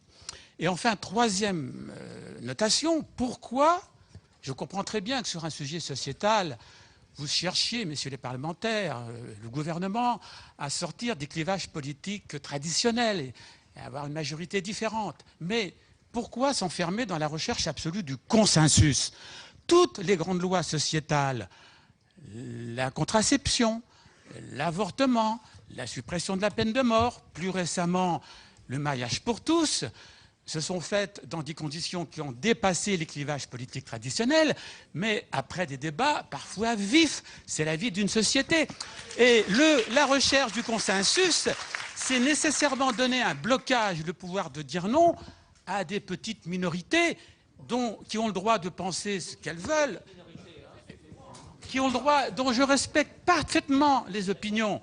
Mais le consensus, ça veut dire que chacun a le droit de bloquer les progrès. Voilà les trois choses que je voudrais brièvement dire. Merci en tout cas à Monseigneur Michel Aupetit et à Monsieur Devallois d'avoir abordé les choses clairement et non pas dans des conditions philosophiques dont je n'ai pas toujours suivi les méandres. Monsieur Régnier, vous avez été interpellé? Oui, en effet. Alors c'était, monsieur, moi je pense que c'est une question. On ne sera pas d'accord sur à la fin, mais je vous donne simplement ma réaction à votre interpellation, monsieur. Je comprends parfaitement votre remarque. Ce que je voudrais soutenir, mais peut-être sans l'espoir de vous convaincre, mais après tout, ce que je voudrais soutenir, c'est que il me paraît important de considérer que je ne suis pas moi-même le propriétaire du critère de ma dignité. Elle ne m'appartient pas en tant qu'individu, elle appartient... Attendez, laissez-moi énoncer, laissez-moi articuler mon argument quand même. Reconnaissez qu'un argument, même court, a besoin d'être articulé. Il me semble que le fait, ça va être difficile, donc je ne vais pas être trop long pour éviter l'émeute, mais il me semble difficile de considérer que l'on peut renoncer même soi-même à l'idée que l'on perd sa dignité. Je comprends évidemment ce que vous voulez dire, monsieur, dans le fait que l'on peut estimer qu'il n'est plus possible pour soi-même de poursuivre, mais d'une certaine manière, cela peut consacrer l'idée que j'ai de ma propre dignité. Ce que je veux dire, c'est qu'elle est incessible, elle ne partira pas, qu'on vous la conteste, ou que même dans des conditions épouvantables, vous ayez le sentiment de vous la contester à vous-même, elle vous appartient d'une façon absolument... C'est quand même étrange comme réaction. Mes étudiants sont plus sages. Elle vous appartient, et je termine ici, si vous voulez. Elle est le fait de votre condition en humanité. C'est ce que je voulais dire. Monsieur Debout. Oui. Bonjour. Merci de ne pas m'avoir posé de questions, comme ça je vais pouvoir vous répondre. Donc je reviens à mon propos de tout à l'heure. Je crois qu'il ne faut pas confondre dignité et condition de dignité. J'y insiste en tout cas, même si ça peut poser problème entre nous, après tout. L'expression est libre, j'espère en tout cas. D'autre part, moi-même, j'ai été un militant, praticien, de la contraception quand c'était interdit, de l'interruption de grossesse quand c'était pénal, contre la peine de mort, pour le mariage pour tous. Et je ne vous suis pas sur votre propos, en tout cas sur une certaine partie de votre propos. Je veux dire par là que, et j'ai entendu ce que vous avez dit, j'en ai entendu exprimé par d'autres, et qu'évidemment, il y a une grande séduction à ce que vous dites. Parce que finalement, ce que vous dites, ça enlève tout tragique à l'humain. Et vous présentez, comme ça, le choix de mourir comme une espèce de banalité simple, facile. Excusez-moi, je vous ai écouté, monsieur. Bon. Simple et facile, voire même heureuse. J'ai vu des reportages où, en Suisse, où est pratiqué, vous le savez, ou peut être pratiqué le suicide, ce qu'on appelle, à tort à mon avis, le suicide médicalement assisté. Et c'est tout juste s'il n'y avait pas une scène d'allégresse qui précédait le moment où la personne allait mourir.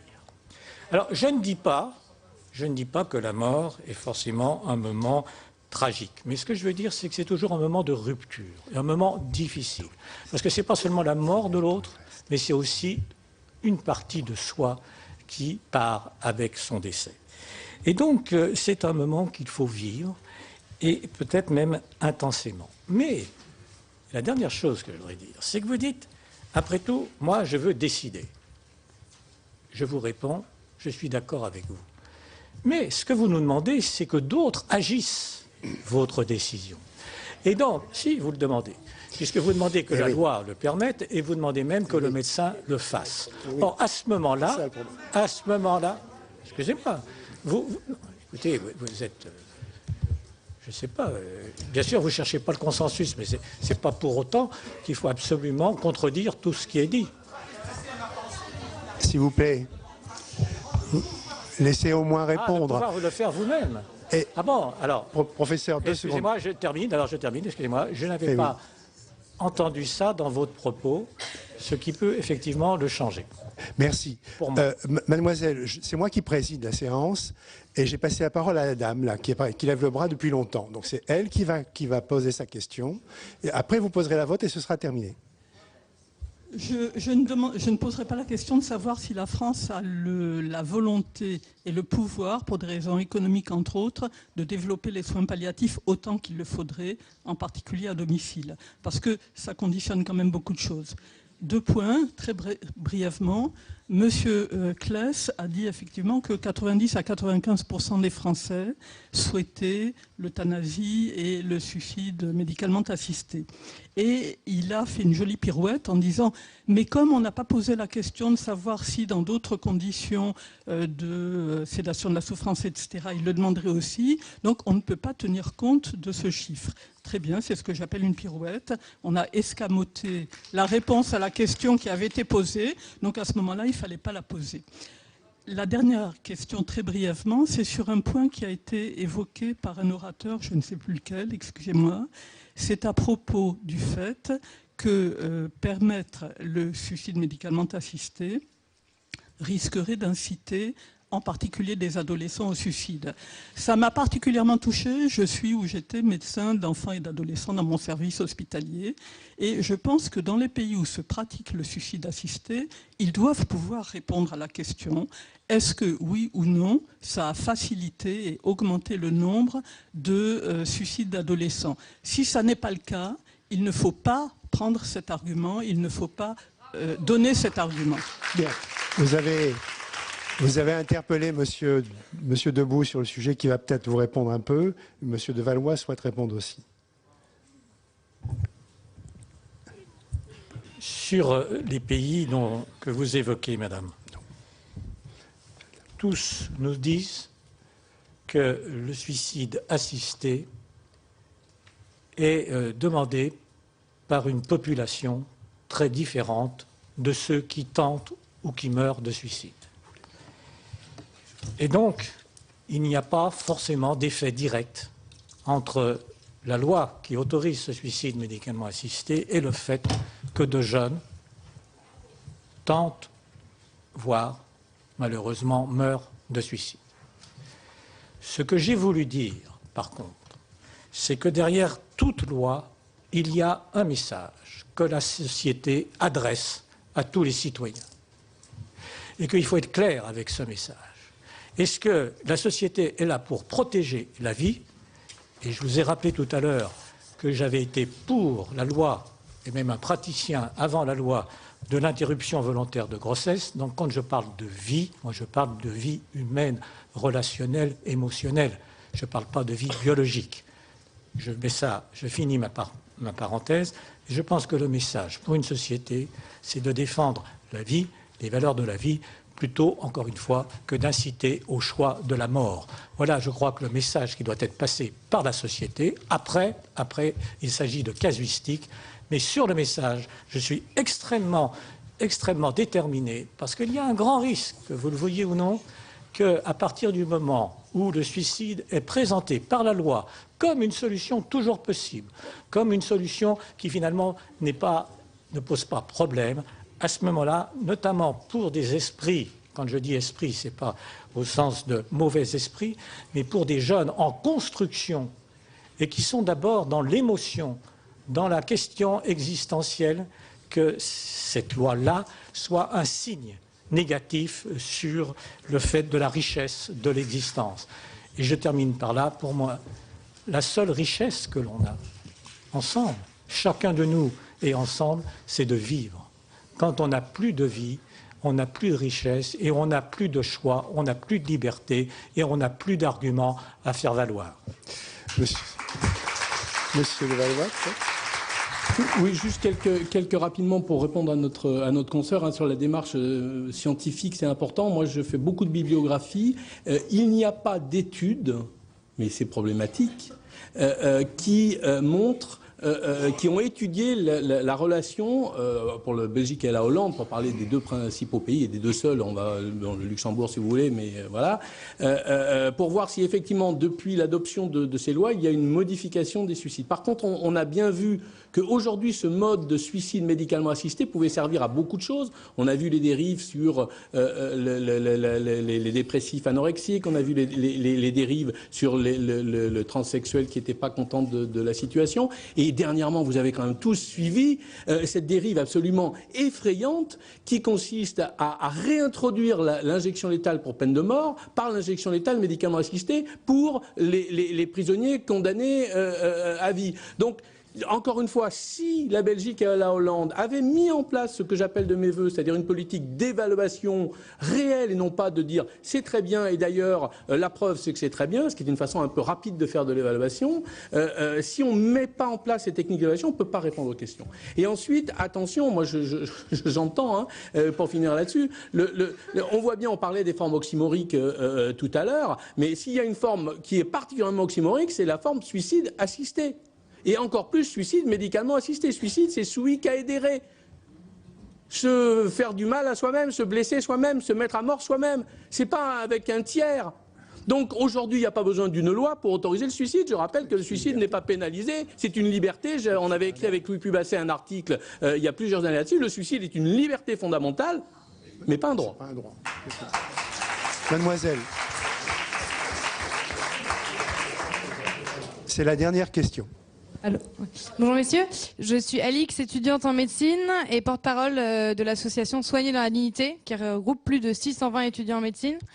Nous, ce qu'on demande, c'est une meilleure formation sur la fin de vie et également à rester dans la tradition de la médecine qui se veut humaniste, qui est celle qui soigne et pas celle qui tue.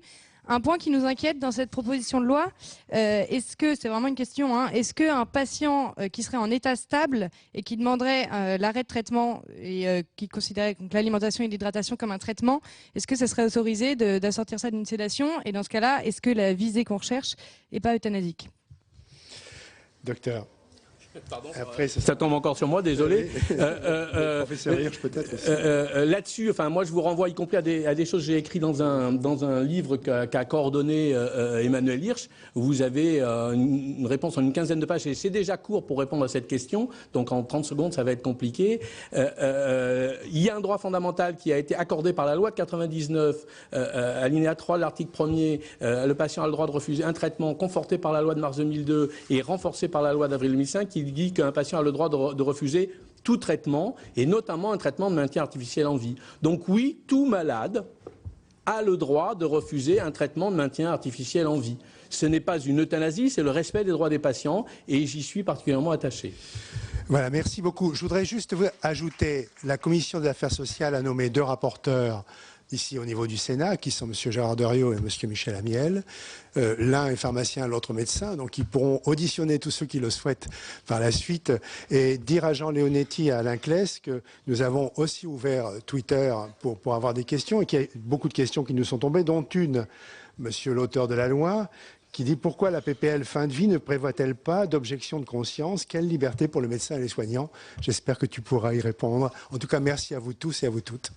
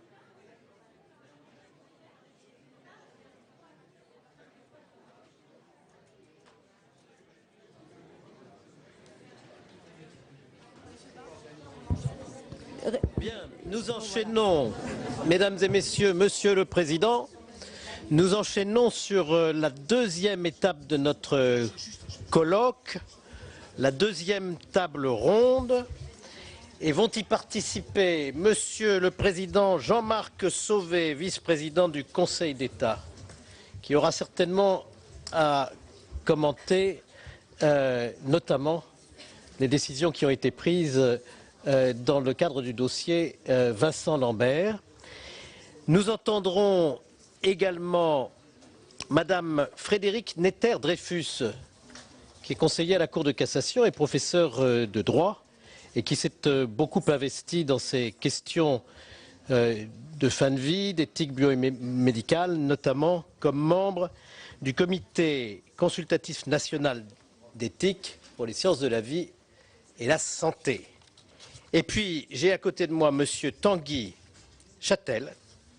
Monsieur Châtel, vous êtes chercheur, sociologue, anthropologue, et vous avez particulièrement concentré vos recherches sur les questions de la sociologie du vieillissement, de la maladie, de la mort, de la dépendance, des soins palliatifs, de l'euthanasie, du deuil, et un certain nombre d'autres questions sur la sociologie de l'accompagnement des personnes vulnérables, également les mutations du religieux et du spirituel.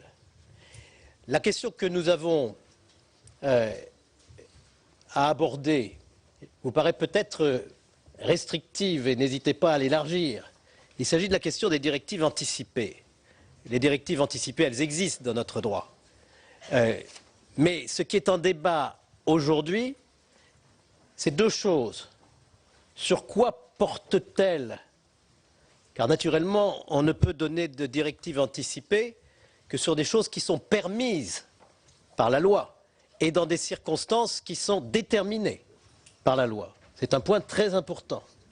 Et la deuxième question que l'on doit se poser, c'est quelle est la portée des directives anticipées? Aujourd'hui, la loi dit qu'elles sont prises en compte dans certaines circonstances.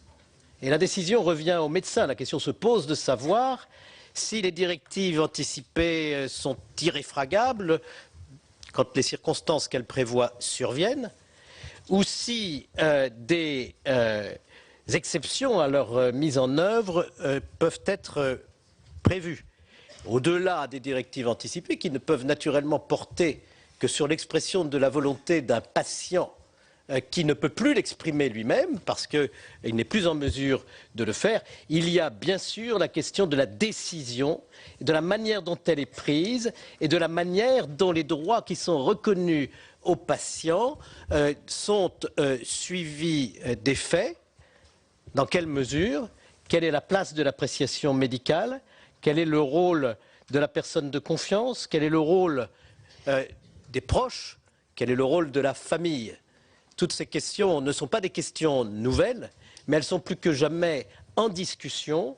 Et l'objet de cette table ronde va être d'essayer de creuser un petit peu ces questions. Alors je vais donner en premier lieu la parole à Monsieur le Président Jean-Marc Sauvé, non sans avoir rappelé que le Conseil d'État n'a pas seulement à intervenir dans le cadre de contentieux qui peuvent porter sur l'accompagnement de la fin de vie et voire l'arrêt des traitements dans l'hôpital public, mais qu'il a aussi, en 2009 notamment, élaboré un rapport, ce n'était pas le premier, sur la révision des lois de bioéthique qui comporte un certain nombre de pages sur la question de la fin de vie et donc le Conseil d'État a une réflexion d'ensemble sur ces questions et pas simplement un apport contentieux. Monsieur le Président, vous avez la parole. Merci, Monsieur le Président, de faire référence à ce rapport de 2009 qui a été préparé par un groupe de travail particulièrement éclairé et inspiré. Alors, après 10 ans d'application de la loi du 22 avril 2005, le bilan des directives anticipées apparaît mitigé, alors qu'elles sécurisent les choix opérés en fin de vie, dans le respect des volontés individuelles. Les patients ne se sont pas véritablement appropriés cet outil Et je voudrais en quelques mots revenir sur le bilan de cette loi avant d'évoquer les conditions d'une remise à plat de l'instrument que représentent les directives anticipées. Alors, ces directives, elles organisent de manière préventive et souple la continuité temporelle du consentement libre et éclairé des patients au traitement qu'ils subissent ou risquent de subir. Alors, le cœur, bien sûr, de la législation en matière médicale, c'est bien, et on l'a dit, le consentement libre et éclairé des patients au traitement qu'ils subissent. Alors, la réglementation, elle ne précise pas le contenu de ces directives anticipées. Elle fixe cependant les règles d'authenticité et de validité de ces directives. Et ces directives, donc, elles sont indissociables du droit à consentir, donc de manière libre et éclairée, à un traitement ou à un acte médical. Et il faut donc, à cette fin, disposer d'une information complète et accessible sur son état de santé, sur les traitements susceptibles d'être proposés et sur les risques fréquents ou graves, normalement prévisibles, que ces traitements comportent. Alors, ces directives, donc, elles constituent l'élément le plus fiable et consensuel pour déterminer la volonté d'un patient en état d'inconscience, mais elles ne revêtent pas, en l'état actuel du droit, un caractère contraignant ou obligatoire. Lorsqu'un médecin estime qu'un traitement constitue ou est susceptible de constituer une obstination déraisonnable, c'est-à-dire apparaît inutile, disproportionné ou n'ayant d'autre effet que le seul maintien artificiel de la vie, il peut décider d'arrêter ou de suspendre ce traitement. Et avant de prendre une telle décision, et lorsque le patient n'est pas en état d'exprimer sa volonté, le médecin doit préalablement s'enquérir de l'existence d'éventuelles directives anticipées et, en pareil cas, il doit les prendre dûment en compte. Si le pouvoir d'appréciation du médecin est ainsi contraint par l'existence de directives anticipées régulières, il n'est pas lié par elles. Le médecin ne peut les ignorer et doit les consulter, mais il n'est pas tenu de les suivre. Ces directives doivent en effet être mises en balance avec des éléments médicaux relatifs à l'état de santé du patient, mais aussi avec d'autres éléments non médicaux permettant d'éclairer sa volonté, à savoir l'avis de la personne de confiance ou celui de sa famille, ou à défaut, celui de ses proches. Et si le poids respectif, et c'est ce que le Conseil d'État a jugé dans l'affaire Lambert, si le poids respectif de ces éléments médicaux et non médicaux ne peut être prédéterminé et dépend des circonstances particulières à chaque patient, donc le Conseil d'État a précisé que le médecin doit accorder une importance toute particulière à la volonté du patient que manifestent donc, le cas échéant, les directives anticipées. Le problème, c'est quand il n'y en a pas. De même, le Conseil d'État a tenu à rappeler, dans son analyse de la compatibilité de la loi du 22 avril 2005 avec la Convention européenne des droits de l'homme, que doivent être respectées les garanties tenant notamment à la prise en compte des souhaits exprimés par le patient. Alors, la faible utilisation des directives anticipées, je crois, ne remet pas en cause leur bien-fondé, mais elle appelle des mesures d'information, d'accessibilité et d'effectivité renforcées. Les facteurs expliquant cette application limitée sont de plusieurs ordres. Le premier facteur consiste en un manque d'information des personnes sur l'existence et les modalités de ce dispositif, comme l'ont montré notamment les conclusions du débat sur la fin de vie. Cette carence vise en particulier les personnes souffrant d'une affection potentiellement grave, auxquelles il est rarement proposé de consigner leurs directives lors de leur prise en charge. Ensuite, lorsque les directives sont rédigées, elles peuvent être inexploitables, soit parce qu'elles n'ont pas été actualisées, soit parce que les options thérapeutiques envisagées ne sont pas pertinentes au regard de l'état de santé du patient, soit encore parce que les choix retenus par ce dernier sont présentés d'une manière insuffisamment précise et circonstanciée. Ces lacunes tiennent notamment à l'absence de formulaires type élaborés en fonction de la nature et du degré d'avancement des affections graves les plus répandues. Enfin, même valides et précises, les directives anticipées demeurent souvent peu accessibles au corps médical qui n'est pas systématiquement informé de leur existence et pas toujours en temps utile.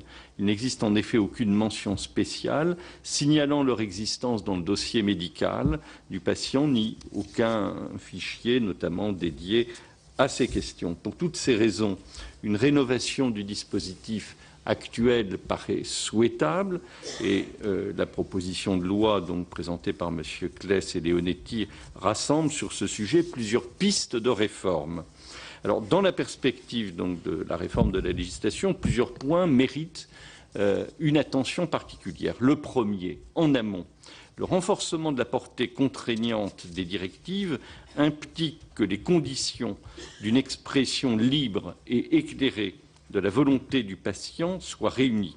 Il ne suffit pas que les directives soient authentiques et valides, il faut encore qu'en amont, une information complète et accessible soit délivrée au patient sur son état de santé, sur les options thérapeutiques susceptibles de lui être proposées et sur les risques que présentent leur mise en œuvre, leur suspension ou leur arrêt. En deuxième lieu, si les directives revêtent un caractère contraignant, celui-ci ne saurait être opposable au patient lui-même. Ses droits de rectification et de révocation devraient être préservés et même sanctuarisés. Tout patient, par tout moyen et à tout moment, doit être en mesure de modifier ou de supprimer aisément et sans formalité ces directives ou les directives qu'il a rédigées. Lorsque le patient est dans un état d'inconscience, ces directives expriment une présomption de volonté, elles sont une approximation, certes très forte, de ce qu'aurait été sa volonté consciente, mais cette présomption ne peut être irréfragable. Elle doit pouvoir être levée lorsqu'un faisceau d'indices probants et circonstanciés démontre qu'elles ne correspondent plus à la volonté du patient. En troisième lieu, le caractère contraignant des directives à l'égard des médecins ne saurait être absolu. L'arrêt ou la suspension d'un traitement qui n'aurait pour seul effet que le maintien artificiel de la vie relève d'une décision médicale et de la déontologie de la décision médicale. Elle repose sur l'appréciation de l'état de santé du patient, sur son évolution, sur la souffrance endurée ou susceptible de l'être et sur un pronostic. Quelles que soient les volontés du patient, elles se sont exprimées sur le fondement d'une hypothèse dont il revient au médecin de vérifier la réalisation ou pas. C'est ainsi au médecin, ou mieux à un collège de médecins, qu'il appartient de qualifier, par exemple, des lésions de graves et irréversibles et d'évaluer en toute indépendance si un patient inconscient a des chances réelles ou très faibles d'éveil ou de réveil. Par ailleurs, compte tenu des effets potentiellement irréversibles d'un arrêt ou d'une suspension de traitement, plusieurs clauses de sauvegarde devraient pouvoir être actionnées par le médecin. En cas d'urgence vitale, d'abord, le médecin n'ayant pas connaissance des directives doit pouvoir intervenir sans risquer de commettre d'illégalité. En outre, il doit pouvoir être délié de l'obligation de les suivre lorsqu'elles lui apparaissent manifestement inappropriées à la situation du patient. Enfin, il ne saurait être lié par des directives illégales qui lui prescriraient, par exemple, de donner délibérément la mort. Le renforcement nécessaire et bienvenu de l'autorité des directives rendra, il faut bien le mesurer, plus complexe le pouvoir d'appréciation du médecin et sans du tout l'annihiler. De même que dans la législation actuelle, le pouvoir de décision du médecin doit se conjuguer avec la prise en compte de la volonté du patient. De même, demain, le renforcement de la portée des directives anticipées doit laisser subsister entre les mains du médecin ou du collège médical une marge d'appréciation significative et ne rend pas sans objet donc la procédure collégiale. Dans tous les cas, un discernement attentif à la singularité de chaque situation humaine reste nécessaire. J'en arrive à la conclusion. Le faible usage des directives anticipées n'en remet pas en cause la pertinence, pas du tout. Cet instrument qui marque l'autonomie de volonté du patient ne peut que monter en puissance dans les années à venir. Il est par conséquent très souhaitable donc de réexaminer le contenu, la portée et la mise en œuvre de ces directives. Il faut aussi et surtout engager des mesures de sensibilisation et d'information auprès des patients, des familles, comme auprès de l'ensemble des professionnels de santé, car rien ne serait plus préjudiciable que la reconnaissance des droits nouveaux, qui, pour des raisons pratiques ou en raison d'un manque d'appropriation, resteraient inappliqués ou formels. Je vous remercie de votre attention.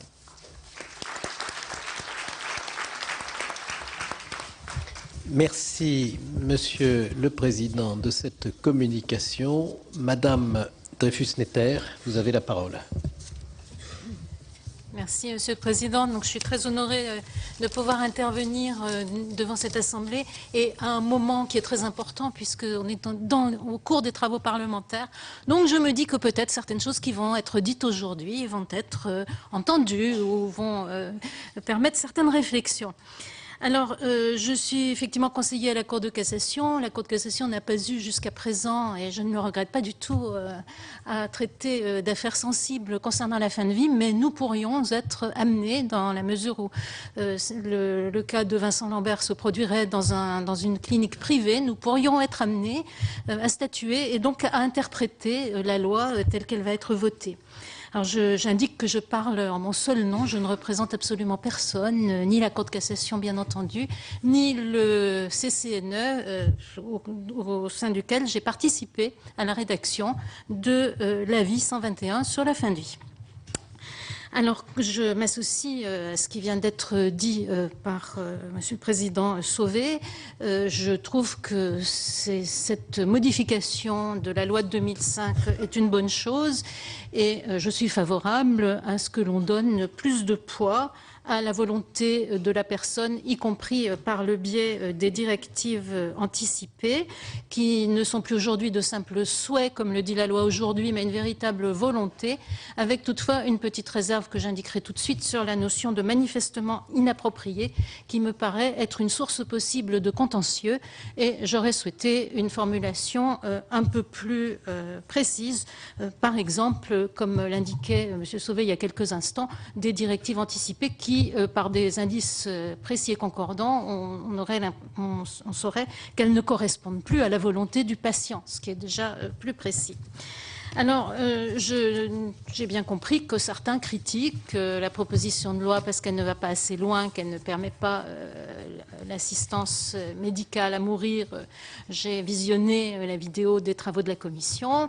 J'ai bien compris que pour d'autres, elles vont trop loin parce que c'est une forme de toute puissance de la volonté du patient qui s'imposerait au médecin. Donc moi, je ne reviendrai pas du tout sur ce débat. Je veux simplement indiquer que si je suis tout à fait favorable à la proposition dans son esprit, je trouve que les choses se compliquent quand on entre dans le détail. Alors, d'abord, le nouvel article L1111-11 reprend la formulation qui est déjà celle de la loi aujourd'hui, c'est-à-dire que les directives anticipées concernent les conditions de la limitation ou de l'arrêt de traitement.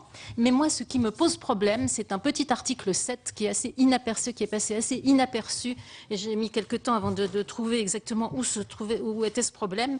C'est que selon l'article 7 de la proposition, cet article se trouve désormais coiffé par un titre qui lui a été modifié et qui est maintenant expression de la volonté des malades refusant un traitement et en fin de vie.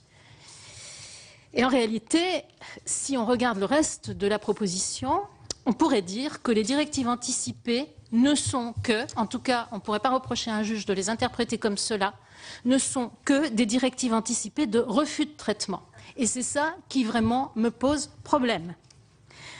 Ça me pose problème pour plusieurs raisons. D'abord parce que, selon le nouvel article L1115.1, qui est nouveau et qui n'est pas propre à la fin de vie, qui est un texte général, il y a un principe, c'est que les traitements, quand ils n'ont d'autre effet que le maintien artificiel de la vie, sous réserve de la prise en compte de la volonté du patient. Donc je ne sais pas très bien ce que ça veut dire le sous réserve. Et selon la procédure collégiale, sont suspendus ou ne sont pas entrepris. Alors, je ne pense pas être contredite si je dis qu'en matière de légistique, quand on emploie l'indicatif du présent, ça veut dire que c'est un devoir médical et donc ces traitements ne sont pas entrepris ou ils sont suspendus. Dès lors, je ne vois pas bien quelle est l'utilité de directives anticipées pour enjoindre aux médecins de ne pas entreprendre ou de suspendre les traitements dans ces conditions, puisque de toute façon, c'est déjà dans la loi. Alors certes, j'ai entendu tout à l'heure ce qu'a dit M. Leonetti en introduction à ce colloque, c'est qu'il y a des choses qui vont mieux lorsqu'on les dit expressément et qu'il y a des lois qui peuvent paraître superflues et qui en réalité ne le sont pas. Donc je veux bien l'entendre. Ce qui m'inquiète plus, c'est que la loi, la proposition en tout cas, qui permet la sédation profonde, associe nécessairement, si j'ai bien compris, en tout cas c'est ce que je lis dans les textes, cette sédation à l'arrêt de l'ensemble des traitements, y compris la nutrition artificielle et l'hydratation. Alors, dans ce cas-là, je m'interroge sur la possibilité qu'aurait un patient d'exprimer dans ses directives anticipées autre chose que ce qui est déjà prévu dans la loi. Par exemple, pourrait-il demander, comme il pourrait le faire s'il était vivant, s'il était conscient, puisque vivant il est, excusez-moi, comme il pourrait le faire s'il était conscient, demander que l'on entreprenne encore le traitement de la dernière chance, l'énième chimiothérapie dont il espère que peut-être elle prolongera sa vie. Si ce sont des directives de refus, est-ce qu'il pourra, par des directives anticipées, dire qu'il souhaiterait que l'on arrête dans telle situation certains traitements, mais pas d'autres. On peut imaginer qu'il y a des personnes qui, à tort et à raison, peuvent souhaiter que l'on arrête des traitements curatifs, mais que l'on maintienne la nutrition et l'hydratation.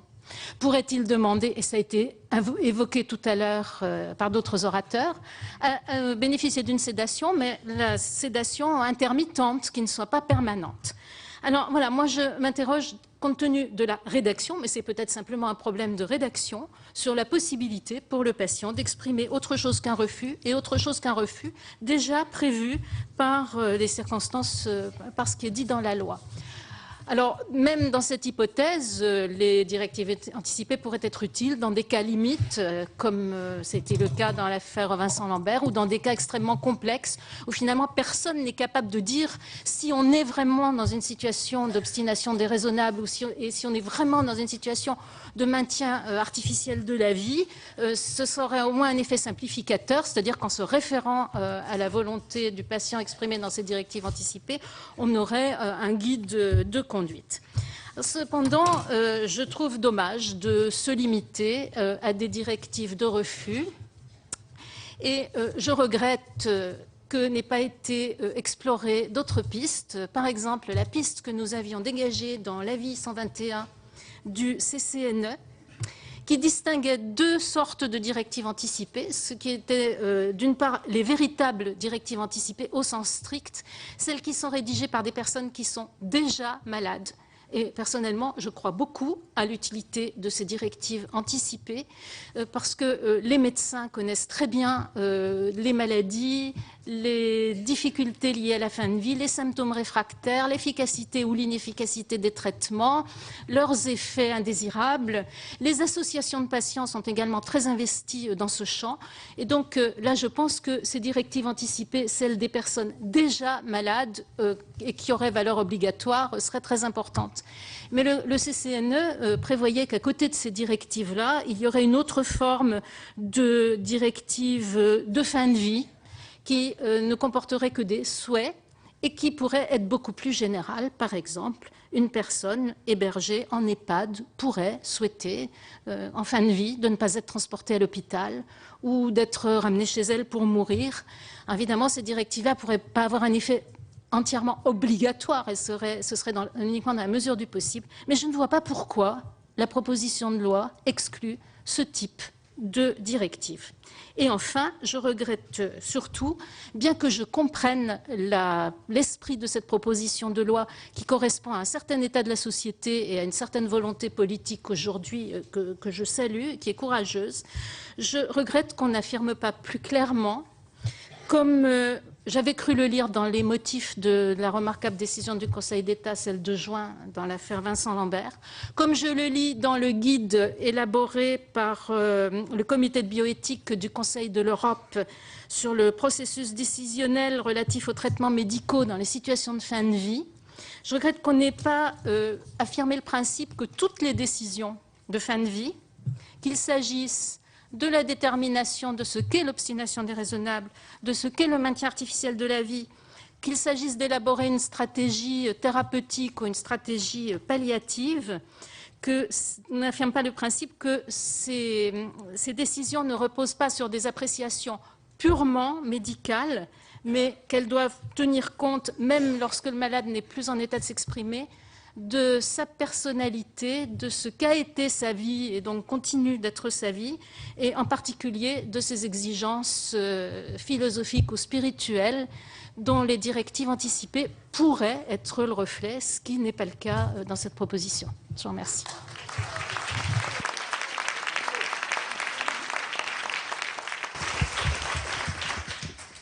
Merci, Madame le conseiller. Monsieur Châtel, vous avez la parole. Merci beaucoup. Je suis très honoré d'être ici pour apporter un éclairage qui est un éclairage des sciences humaines et sociales, en particulier un éclairage de sociologues, d'anthropologues qui se consacrent à ces questions depuis très longtemps. J'ajouterais que c'est un éclairage qui est très enraciné parce que je suis également bénévole en soins palliatifs depuis plus de 15 ans. Donc j'ai une connaissance des pratiques et des enjeux aussi autour de la fin de vie qui ne prétend pas rendre compte de la complexité de la situation, mais c'est quand même celle dans laquelle je m'enracine aussi. On a évoqué la question de la fin de vie beaucoup autour de questions médicales, autour de questions juridiques. Il nous faut effectivement la resituer, on l'a déjà un peu fait, mais je suis là aussi pour ça, dans une perspective sociétale, qu'elle soit anthropologique, qu'elle soit sociologique. Et c'est là-dessus que je vais essayer de vous inviter à réfléchir autour de la question des directives anticipées. Quand je regarde les directives anticipées et leurs revendications, la manière dont elles font l'objet aujourd'hui de débats tendus, je me dis qu'elles sont le reflet d'une certaine culture à un moment donné. Alors cette culture, c'est celle que je qualifie peut-être un peu vite d'une démocratie formulaire. C'est-à-dire que nous vivons dans une société où, en remplacement du dialogue, lequel est toujours coûteux, nous pourrions être tentés d'instaurer des formulaires prétendant répondre aux différents cas de figure qui se présentent. C'est une expression d'une société assez matérialiste, d'une société assez sécuritaire qui veut se prémunir de tout risque. Et on sait à quel point, autour de la fin de vie, le risque est omniprésent. C'est une tentation aussi de considérer, et ça c'est un point peut-être un peu délicat, que l'inattendu, que la surprise risquerait d'être mauvaise. Et donc il faudrait se prémunir par avance des mauvaises surprises, gommant l'idée que la surprise pourrait aussi être bonne. À savoir que si je prévois tout par avance, je ferme la porte à un certain nombre de situations que je n'ai évidemment pas préméditées. C'est une réflexion qui s'inscrit dans une logique qui est celle du problème-solution.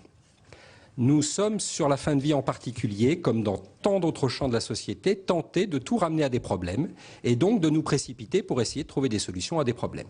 C'est une logique assez mécanique qui accourt depuis notre plus tendre enfance avec les problèmes de baignoire qui fuient ou de trains qui arrivent en retard à la gare. Nous sommes préformatés, j'oserais dire, à essayer de trouver des solutions partout. Alors qu'il me semble que la question de la mort ne doit pas être posée comme un problème auquel on chercherait à tout prix à apporter une solution, mais peut-être comme une question, et que cette question, peut-être que nous ne sommes pas non plus en situation d'apporter toutes les réponses à cette question, et que cette question est peut-être plus un chemin, une quête, qu'une véritable question qui appellerait une réponse. Donc, prétendre répondre par un formulaire, même s'il était un peu qualitatif, à des questions complexes dans lesquelles il est quasiment impossible de se projeter, me semble déjà refléter un penchant de notre société à l'heure actuelle. La deuxième chose que je voudrais souligner, c'est que d'avoir des directives anticipées, il y a dedans le mot anticipé, ça nous ramène à une autre illustration de la société dans laquelle nous vivons, c'est celle qu'on qualifie parfois de société de l'accélération, où il faudrait pouvoir tout régler dès maintenant pour plus tard. Donc vous voyez la double tension entre je veux tout régler et je veux tout régler tout de suite, comme s'il fallait gommer l'incertitude, alors même que la question de la mort nous conduit à, au contraire, apprendre à la prendre en considération, alors même qu'Edgar Morin nous a invités depuis des décennies à penser que nous étions dans une société de la complexité, qui n'appelle pas des réponses simples, ni des petites cases à cocher. Je ferai référence aussi à un autre, c'est un parallèle pas très lointain, à un autre dispositif qui est en train de se développer, c'est celui des conventions obsèques, où aussi autour de la mort, il faudrait pouvoir tout régler par avance, de sorte que nous pourrions convier nos proches aux obsèques que nous aurions réglées par avance comme sur du papier à musique. Et ce faisant, les priver d'une participation à ce qui se joue dans ce moment crucial de l'existence. Autour des conventions obsèques que j'ai particulièrement étudiées, on note d'ailleurs l'ambivalence des motivations. Les mêmes vous disent « je vais souscrire une convention obsèque pour protéger mes proches et les éviter d'avoir à se soucier de ça, mais je vais aussi souscrire une convention obsèque pour me protéger de mes proches, parce qu'on ne sait jamais, ils pourraient être tentés d'organiser une cérémonie qui ne serait pas tout à fait conforme à ce que je souhaite. » Donc il y a cette ambivalence persistante entre ma volonté et le besoin, malgré tout, de composer avec les autres, parce que, comme nous l'a dit Louis-Vincent Thomas il y a fort longtemps, la mort est un fait social. Ça n'est pas simplement un événement qui va me parler de ma vie à moi, de mon corps à moi. C'est un événement qui a de lourdes répercussions sur mon environnement, et à commencer par mes proches, mais plus loin, sur la société tout entière. Donc il est normal de resituer la réflexion de la fin de vie, à la fois dans un contexte singulier et aussi dans un contexte sociétal appelant d'autres types, une autre réflexion sur les valeurs. Alors les directives anticipées, ça ne veut pas dire que je les écarte, au contraire, je trouve qu'elles ont une pertinence dès lors qu'on ne les réduit pas à vouloir tout régler et tout régler par avance. La deuxième question que je voudrais soulever, c'est celle de l'opposabilité des directives anticipées. Alors quand je m'interroge sur ce mot d'opposabilité ou de caractère contraignant des directives anticipées, eh bien, il y a quelque chose qui m'inquiète. Et ce qui m'inquiète, c'est l'évolution de la relation au médecin. Pendant des générations, des siècles, il était normal et même souhaitable de faire confiance à son médecin. Et j'assiste, en tant qu'observateur, depuis quelques années, décennies peut-être, à un fracassement, à une fissure dans cette relation de confiance, où au contraire, on serait amené à se méfier de son médecin parce que, sait-on jamais, il pourrait prendre des décisions qui nous nuiraient au nom d'une certaine idée qu'il a de la survie ou du soin. Je suis troublé parce que dans le même temps qu'on met en avant l'idée qu'il faudrait quand même se méfier de son médecin, c'est bien le médecin que nous allons solliciter pour attester que les décisions de fin de vie ou le refus des décisions du maintien des traitements en fin de vie est légitime ou pas. Il y a donc là encore une drôle d'ambivalence entre j'aime mon médecin mais je ne l'aime pas tant que ça, j'en ai besoin mais j'aimerais m'en passer. Bref, ça nous invite à repenser de manière plus large, me semble-t-il, la question de la relation soignante et pas simplement la question de la fin de vie, alors même que la fin de vie vient nous questionner sur cette relation soignante parce qu'elle est un focus particulièrement aigu. Je m'inquiète que nous ne basculions à vouloir, et je rejoins parfaitement les deux analyses qui ont été faites jusqu'à présent, à vouloir rendre cette décision, cette directive anticipée trop contraignante, et je crois qu'il lui faut absolument lui conserver une part de souplesse, parce que nous pourrions assister à ce qu'on pourrait appeler la revanche du patient. Et il y a quelque chose de cet ordre-là qui est en train de parcourir la culture contemporaine en disant pendant longtemps, le patient n'avait pas le droit à la parole, il était instrumentalisé, enfin, il redevient acteur de sa santé. À quel risque ? Au risque de prescrire un certain nombre de choses, y compris contre certains avis médicaux. Vous voyez, là où je vous invite, c'est à essayer de réfléchir au point d'équilibre entre des situations de vie qui sont singulières, mais qui mobilisent une science, qui mobilisent des savoirs qui échappent au commun des mortels. Donc il y a une véritable alliance thérapeutique, et il me semble que la question de la fin de vie aujourd'hui nous pousse à y réfléchir de manière intense. Le quatrième point qui me semble aussi important, toujours sur la question de l'opposabilité, c'est d'évoquer que s'il y avait une opposabilité trop contraignante ou trop peu discutable des directives anticipées, je m'inquiète que ça ne puisse sonner le glas de l'éthique. Le glas de l'éthique au sens où l'éthique est justement la manière de se mettre ensemble, de manière interdisciplinaire, dans un esprit de dialogue et de collégialité, pour tenter de trouver à des situations insolubles et complexes la moins mauvaise réponse d'un point de vue médical et d'un point de vue philosophique. Et si nous avions des directives anticipées trop contraignantes, alors pourquoi, je m'interroge, pourquoi les médecins et les infirmières et les aides-soignantes et les psychologues et tous ceux qui peuvent leur apporter leur concours, pourquoi se poseraient-ils tant de questions alors même qu'ils auraient sous la main un outil parfaitement légal pour trouver des solutions simples à des problèmes complexes. Ça peut d'ailleurs rejoindre la question de la sédation qui a été évoquée préalablement.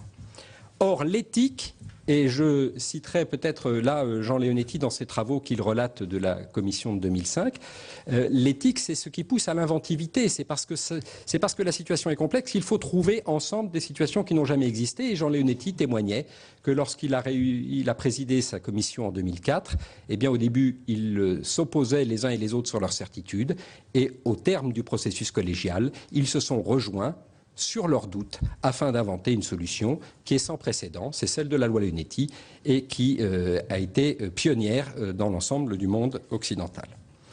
Alors je terminerai sur un point qui me semble important. Je ne conteste pas l'opposabilité des directives anticipées. Je pense qu'effectivement, il faut faire évoluer la législation pour leur permettre d'acquérir une force signifiante, pas forcément une force probante, mais une force signifiante supplémentaire. Ce que je regrette et ce que je déplore, c'est qu'il n'y ait pas un réel processus d'élaboration de ces directives anticipées. Je vais vous faire une confidence, ça fait 15 ans que je m'occupe de soins palliatifs, je n'ai pas rédigé mes directives anticipées parce que je ne sais pas comment les rédiger. Je ne sais pas précisément quoi mettre dedans. Et si je devais les diriger en sachant qu'elles risquent de m'être opposées plus tard, alors vous voyez le poids supplémentaire que ça fait peser sur cette rédaction-là. Et je me demande dans quelle mesure il ne faudrait pas légitimer, valoriser un véritable processus d'élaboration de la directive anticipée, de sorte que, à l'égard du patient malade qui connaît sa situation, comme ça a été évoqué, on ait une discussion qui s'opère, qui s'enclenche assez vite, parce qu'on a des éléments objectifs, mais qu'à l'égard du patient qui veut rédiger dans l'abstrait ces directives anticipées, on puisse prendre la mesure de son monde intérieur par un véritable dialogue qui ne soit pas juste une interrogation au travers de quelques questions clés, qui soit un temps maturé pour aller à la rencontre de la personne souffrante et pouvoir être, comme doit l'être la personne de confiance, comme devrait pouvoir l'être le médecin dit de famille, c'est-à-dire celui qui connaît intimement le patient, et bien que collectivement il puisse y avoir un témoignage de ce qu'était le monde, de ce qu'est le monde intérieur du patient et de ce que, vu les circonstances qui se produisent et qui n'avaient pas été prévues, eh bien, il aurait ou il n'aurait pas souhaité. On est donc assez près de la personne de confiance, mais il faudrait étendre peut-être cette responsabilité parce que c'est une lourde responsabilité qui pèse sur la personne de confiance. Et la réflexion qui me venait avant-hier, elle est donc toute fraîche, c'est de me dire, eh bien, il y a des gens qui pourraient peut-être prêter leur concours à ça. Des gens qui sont à cheval entre le monde soignant, qui n'a pas aujourd'hui le temps à passer 1 heure, 2 heures, 3 heures ou plus avec le patient pour l'aider à élaborer ses directives anticipées. Mais des gens qui sont suffisamment proches du monde soignant et qui sont suffisamment représentants de la société civile, c'est les bénévoles, puisque il se trouve que c'est un monde que je connais bien. Et je me dis, ces bénévoles qui sont aujourd'hui garants, qui ont été validés par l'institution, reconnus par la loi pour leur sérieux, pour leur niveau d'encadrement, pour la formation dont ils bénéficient, pour leur capacité d'écoute, pour leur connaissance des problèmes politiques, sociologiques, éthiques qui sont posés, pourquoi est-ce qu'on n'envisagerait pas que des bénévoles puissent aider à formuler les directives anticipées, non pas aider à les rédiger, mais aider à les formuler, aider à se poser des questions. Voilà. Et il me semble que là, nous aurions un tissu sociétal qui serait de nature à manifester qu'il y a une solidarité, y compris dans la rédaction des directives anticipées. Voilà ce que je voulais vous proposer comme réflexion pour aujourd'hui. Je vous remercie.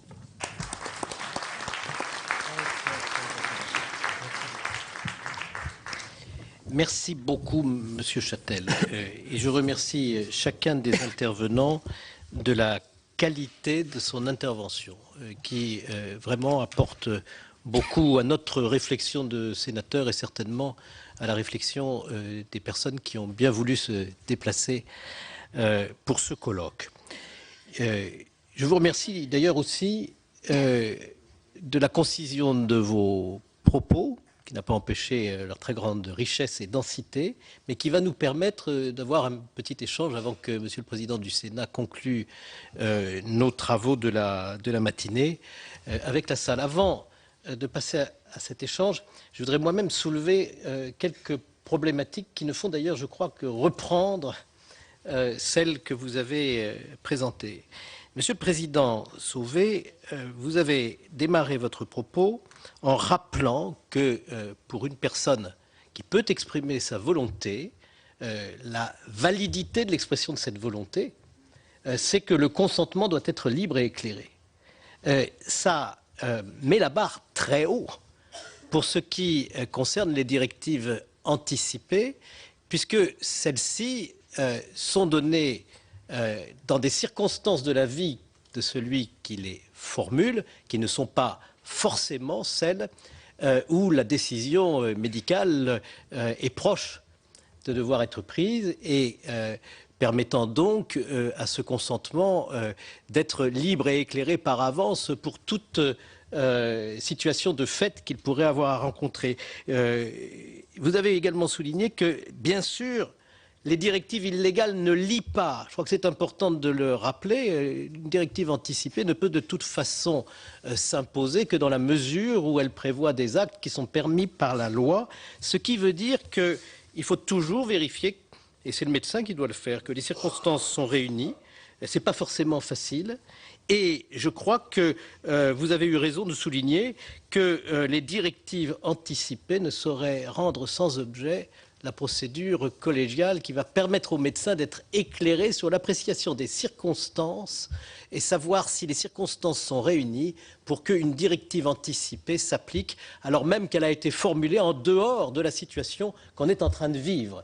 Ce qui montre à quel point la situation en réalité est complexe et la question de la directive anticipée est faussement simple.